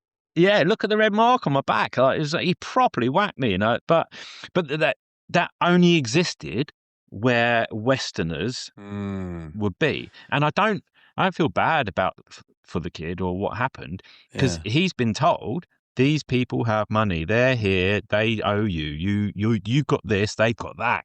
Whereas Yeah. The in the other haves and the part of the have-nots. country, Yeah. they had mobile phones, but they weren't smartphones. They were just an old Nokia 3310 kind of thing. You know, it Mhm. was just enough to communicate. So it's almost like they didn't know what else they could have. So their appreciation of Mm, what they do have mm. was huge, even to the point where if we ordered food from a local stall and we didn't order the chicken, they'd be like, why not? Like Matt was a vegetarian, so I just kind of ate with him. It was fine. Mhm. But Yeah. they're like, but you're white, you can afford chicken. I'm like, yeah, but we don't want it. And they couldn't quite understand that, which is really strange. But what ultimately brought us kind of like this link that we could talk to each other was when they looked at the bikes and they're like, wow. And I'd say, yes, this was made in Uganda. Like it's got the little stamp on it. And they're like, wow, this was made where we're from? Like, yeah, this is an African handmade bike. And that they were so proud that this thing was being used in this way. Mhm. And, you know, once you come back to England, if I go out cycling on it, the amount of people that want to talk about it, take photos of it, Yeah. because it's unique, it's pretty cool. I But it was imagine quite an though experience. for him being a vegetarian, they're like, "Oh, what a weird privileged Western choice that would be." No, thank Yeah. you. I'm only going to eat certain types of all of this privileged food I have access to because my morals don't agree to it. And I'm not taking the mickey. It sounds like I'm No, taking the no, mickey out of no. vegetarians, but I'm like, they're like, I'll eat anything. And if someone offers me the meat, hell yeah, I'm going to have some Yeah. meat. What a privilege to get offered some meat. Whereas we're like, no, thank you. Have you got any grass-fed, vegan, non-gendered? salad, please. We're Yeah. like, what are you even on about? Yeah, they didn't understand. I mean, he did eat a bit of chicken to begin with, but after that, you saw the state of the animals, and you're just like, do I really Yeah, want to eat exactly. that? Yeah, And I know. actually, when I came back from Africa, I probably went the next 3 months without eating meat because I was just, because, it wasn't because I was vegetarian. It was just I was just put off for a bit. And Mm. actually, it was when moved from Berkshire to Devon and Somerset, and I joined the new watch, and I was like, oh, actually, I'm not eating meat at the moment. And the look on their faces, like, They were you like, what? oh God, One of them. you got one of them. Careful what you say around him. Yeah. Yeah. I was like, just to be clear, I do like meat and will eat it. I'm just not for a bit. That's all right. They're absolutely not a problem, Scott. What are your pronouns, just so we don't upset Yeah. you? Just let us know. Don't want to upset you. No, I'm joking. But so since you've done all of this, I wanted to zoom us back for a second on the writing and the storytelling element of this, because obviously we'll link it into to your website. Excuse me, Split Lip Adventures. When did you realize that this was an incredible story to be told, and something that so many people could take lessons and inspiration from? And as much as you've done so much, how much do you reckon you've raised for charity over the years? Have you ever tried to quantify it? No, I've never really added it up, but I mean, I don't know, probably if you take in the Atlantic, 50, 60,000. So, Wow, it's a lot, that's but amazing. not a lot. Isn't it? Because you hear of a Radio 2 DJ doing something, and Yeah, they've then done a they 5K and raise like, raised 20K, and you're like, how have they yeah, done yeah, that? exactly. But it's your audience, isn't it? It's It is your if audience. you're on the Yeah, radio every single day and every other DJ is saying, "Oh, they're going to do this," yes, yeah. it's good what they've done. It's incredible, and the Of course money it is. hopefully goes to the right place. But it makes Yeah. your own effort sometimes. You think, "Huh?" I'm Well, pretty and sure I worked a that's lot harder than that. yeah, that's the point when you then have to you're doing it now. Do you know what I mean? Is not getting over ourselves, but realizing you're a very rare person. Like you've Well, done I don't some think I am. well, I don't maybe think that's I just am. because you know more people like you. I would say you are No, very no. rare.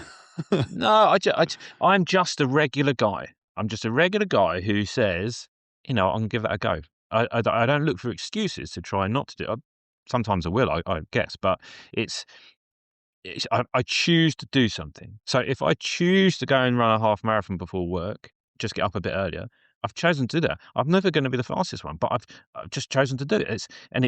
It's getting rid of those excuses and reasons not to, and just do it. There's nothing special about me at all. Nothing I special, but that sheer mindset and the ability to make a decision and stick with it. That requires a high agency kind of person. maybe, but I don't think of myself in that No, you wouldn't. way at all. Because I you live still with you every day. identify, yeah, I still identify as that fat shy kid. That's in my Yeah, head. That's who I am, yeah. and every day I'm just trying to prove myself wrong that I'm maybe not that Mhm. anymore. Um, Are we allowed to get into your reserve work? yeah, I try not to talk about it too much, if I'm honest, because I don't know. It's Secret Squirrel Club. not everything doesn't have to be out there. You No, know, I know it doesn't, but I just think a lot yeah, of people will be hearing this, and we won't go into too many specifics, but they're like, "Wow, imagine the usefulness of this sort of person if they." I mean, obviously, you're a first responder for many years, but mm, also you're now seeking greater levels of service in different capacities. yeah, and actually, I was being scrutinised straight away because I joined at the upper age limit of being able to do that. So Mhm. you go on these initial courses and people are looking at you going, "Why are you here? You're Mhm. old. What are you doing?" And then the first physical test, you outperform almost everybody, and they go, "Oh." And then they hear, "Yeah, you're a firefighter, so you're used to that." It's the fire service and the army or the military aren't the same, but there's a lot of similarities. There's Mhm. in a fire service, we're experts at getting dressed very quickly. Yeah. That's what we do Yeah. essentially when you boil it down to it. So when you're in a camp and suddenly you're under fire in a training scenario and you've got to get dressed quickly, that's second nature to me. I'm dressed and returning fire, and other people are still like in their pants going, huh, what's going on? So there are certain experiences in the fire service that have lended quite handily to being in the military. But it was certainly proving that I belonged, even though I was older, even though I look at myself and I'm like, yeah, I'm 43, nearly 44, but I don't feel old. And then outperforming and outrunning all these other people, and like the endurance side of things I do. If you're going on a long tab with a big Bergen on, that's just easy. That's my bread and butter. Yeah. If you ask me to sprint 50 meters quicker than the others, I probably won't be able to do it because that's not me anymore. Those fast twitch muscle fibers are getting a bit slower. And that's the only thing that I sort of noticed. But I certainly, it was a scratch I needed to itch. No, an itch I needed to scratch, I should say. Mm. Joining the military, and I'm really glad I did. And it's just another facet. It's ticking off those boxes. My bucket list is huge, and I'm trying to do as many of those things as I possibly can to the best of my ability. Your bucket Um, list is huge. So yeah, I thought it'd be a it is. good element for us to close on. I mean, you've got total transparency. There's a myriad of sponsors that you already work with. Maybe we could shout a couple of them out. But I was just looking at your in the pipeline section. Is this up to date? Are these still active Yeah, things there's a that few more that because aren't on there, but yeah, well, there's a lot as there is, brother. So I'm just looking down now. We've got the River Severn in a bathtub. yeah, yeah, I'm not going to read them that'd be all cool. out, but the Arctic Circle to the bottom of Finland on a go-kart. Yeah, that's this September. It's a pedal go-kart. So, Berg, who make go-karts, the head of UK sales lives in the town that I work in, my fire station. So that was almost like it was a dream come true. Contacted them, had lunch.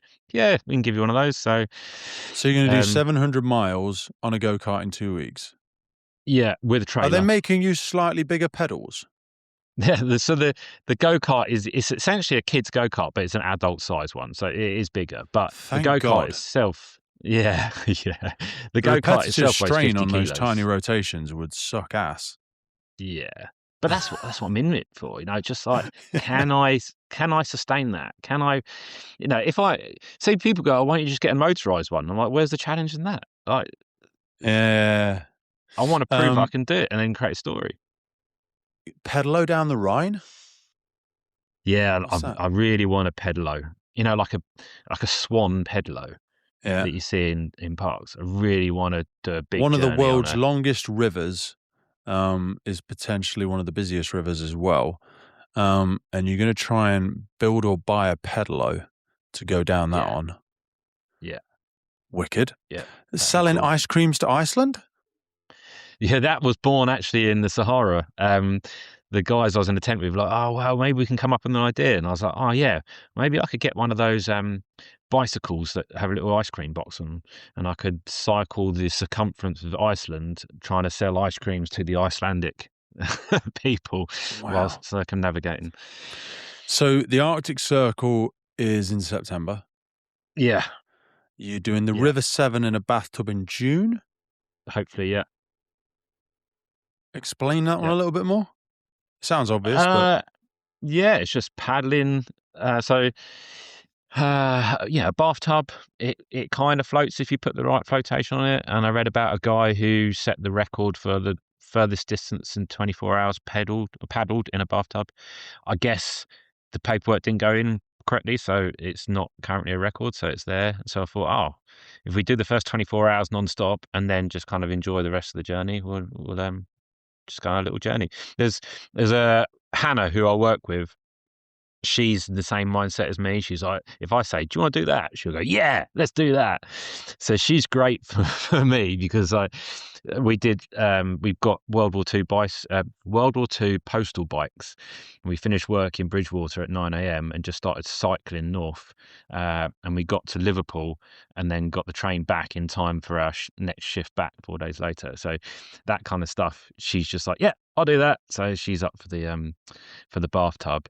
dude, It's you're really an healthy. inspirational man, and you're having a Ah, tremendous impact on. No, I know, but like for people that are looking for that human being, um, a real gift for people like Hannah. Not that she would not have done something by herself. I'm sure she would have, but she absolutely would. Yeah. yeah. But when you're around other people doing this kind of stuff, like it's an amazing tribe. What's this? I don't know how much you're allowed to say about it. What's the Mars on Earth thing?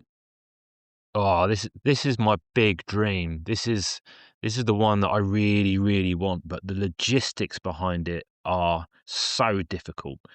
So if anybody listening knows anybody in the Northwest Passage, that would be great. Where's that? So it's the Canadian Arctic. Obviously. Sorry. So yeah, so if you look on the map, it's uh, the great British explorers from the past, Shackleton and that, they tried to pass through there, and HMS Oh, Endurance got stuck in the ice and all that kind of stuff. So, um, yeah, there's an island there, ironically called Devon Island, um, I live in Devon, and it's the largest uninhabited island in the world, but whoa. nobody's ever walked all the way across it. So in the center of the island, there's a Horton crater, where NASA do a lot of training, because the actual island itself in the summer, and I use the term summer very loosely, it's the most like Mars on planet Earth. So they do a lot of training there for a potential landing on Mars for humans. So 2/3 of the island is like that, and then a third of the island is basically a massive ice cap. So all their work, everybody just works around the crater. And there's an airstrip there where they land and things. And there used to be some Inuits who lived there for like 6 months and then went, yeah, it's too cold here. So it's like -50, like most of the time. So my plan is to walk from one side to the other, which is like 350 miles. But then the logistics of getting onto the island, getting off the island, there's only like a 30-day weather window where it's even possible. So you can't fly into the center, walk to one end, walk across, walk back to the middle, which means you need boats. Then you've got floating ice. Then you need to find the right people, because the boat that was going to pick you up or take you, they need to do fuel drops in advance. And then there all these people that organize those things are called hunter-trapper organizations, and they do like day trips for hunters and tourists and things. But they could potentially take you, but they won't take you unless you get the okay from the Inuits, who have a vested interest in the island. There's like 6 different communities. They don't speak English. They don't have emails. And then you get somebody who goes, yes, I can definitely do that. And you say, can I have a price guide? Because I need to raise money for this. And they just drop off the face of the planet and you can't get hold of them again. Spoke to the head of the NASA station there, and he's like, this is a great idea, I love it, but we can't help you, we're NASA, we're not allowed to get involved. So I was like, can't you just, if I land in the middle, can you just like snowmobile me to one end and then I'll just be on my own? Like, no, we'd love to help, but we can't. So yeah, this is my dream project, but it's one that's going to take a lot more chipping away at to even get off the ground. And then the sled that you're pulling is going to have to be able to travel across the ice, but then Yeah. also be able to go over like the ankle breaking red rubble of Yeah, yeah, Mars, yeah, yeah. effectively. You're going to need some serious tires on that bad boy. Yeah, and then you need to take a weapon with you because of polar bears. You need to be trained. You need to have the license for that. Yeah, so there's that aspect to it. There's where's the water, and then I've got universities who wanted me to take like plant life samples from the western part of the island, because as far as we know, no humans ever walked there before. So they want to know what's there. You know, they've got satellite imagery, but they want real life data. So there's loads of really cool stuff. But it's a hard one. So then that keeps getting pushed back, and then I find something else to do. Like, okay, that's not going to happen this year. What else can I do? Oh, I'll do the go-kart. So it's always been pushed back. But I'll get there one day. I'll get there. Mate. And I've got one for you coming up, hopefully, as well. Because Oh, you asked me Christ. about the Atlantic. Yeah. And yeah. Hit me. so Come on, let's make it public. yeah, so I've got another boat meeting in about a week's time. So the idea is to build another ocean rowing boat, Yeah. but it not be rowing, it'd be pedal powered. Roger So that. like, you can read a book while you pedal. It's much easier. You can eat while you pedal. You're still making distance instead of having your hands tied up. So Is there an there's a angle lot there of for the fact that it's not been done as well then? So my plan would be to go back and do the Black Sea again. So be the first person to row it, and then be the first person to pedal it. And then it'll be an ocean crossing. But these things don't come cheap. So I'm game for that. found a company who would build one. Found a guy called Phil Morrison, who's basically the daddy, the god of ocean rowing boat design. Yeah. So I'm meeting both of those next month, and then sort of come up with a plan. But then you're like, well, how does the gearing system? Do you have gears? Is it chain driven? Is it belt driven? Do you just have cogs? Do you have what angle do you have the prop shaft at? How big do the blades need to be? Do you have one? Do you have two? Do you are they interchangeable? So many different facets, and so many people I've spoken to that have done pedal powered crossings of water, but none of them have said that was perfect. There's always, I could have done that, Something could have been broke. better, this could have been better. Yeah. So it's trying to find, because it all has to be accessible as well. So the idea would be to have like a central pedal position, so two people can pedal at one time, and then the other two are resting, and then you swap over. So that would be the plan. Yeah, because that's how they do a lot of the dash, isn't it? It's 2 on, 2 off on the windows. And that's how we did the Atlantic as well, 2 on, 2 off. So it's like the recognised way of doing it. But well, mate, I'm game. I'll put it out there. I'm 1,000% game. I know, and that's why I think, well, now originally, when did we first start talking? Like a year ago? Yeah, about 18 months ago, I think, yeah.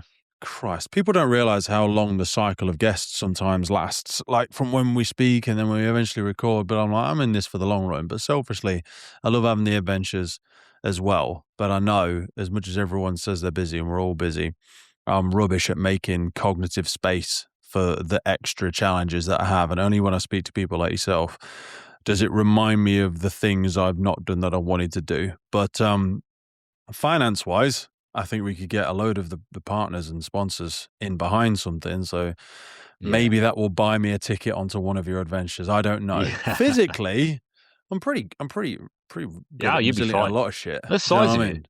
Yeah, there's loads of me that can waste away before I die.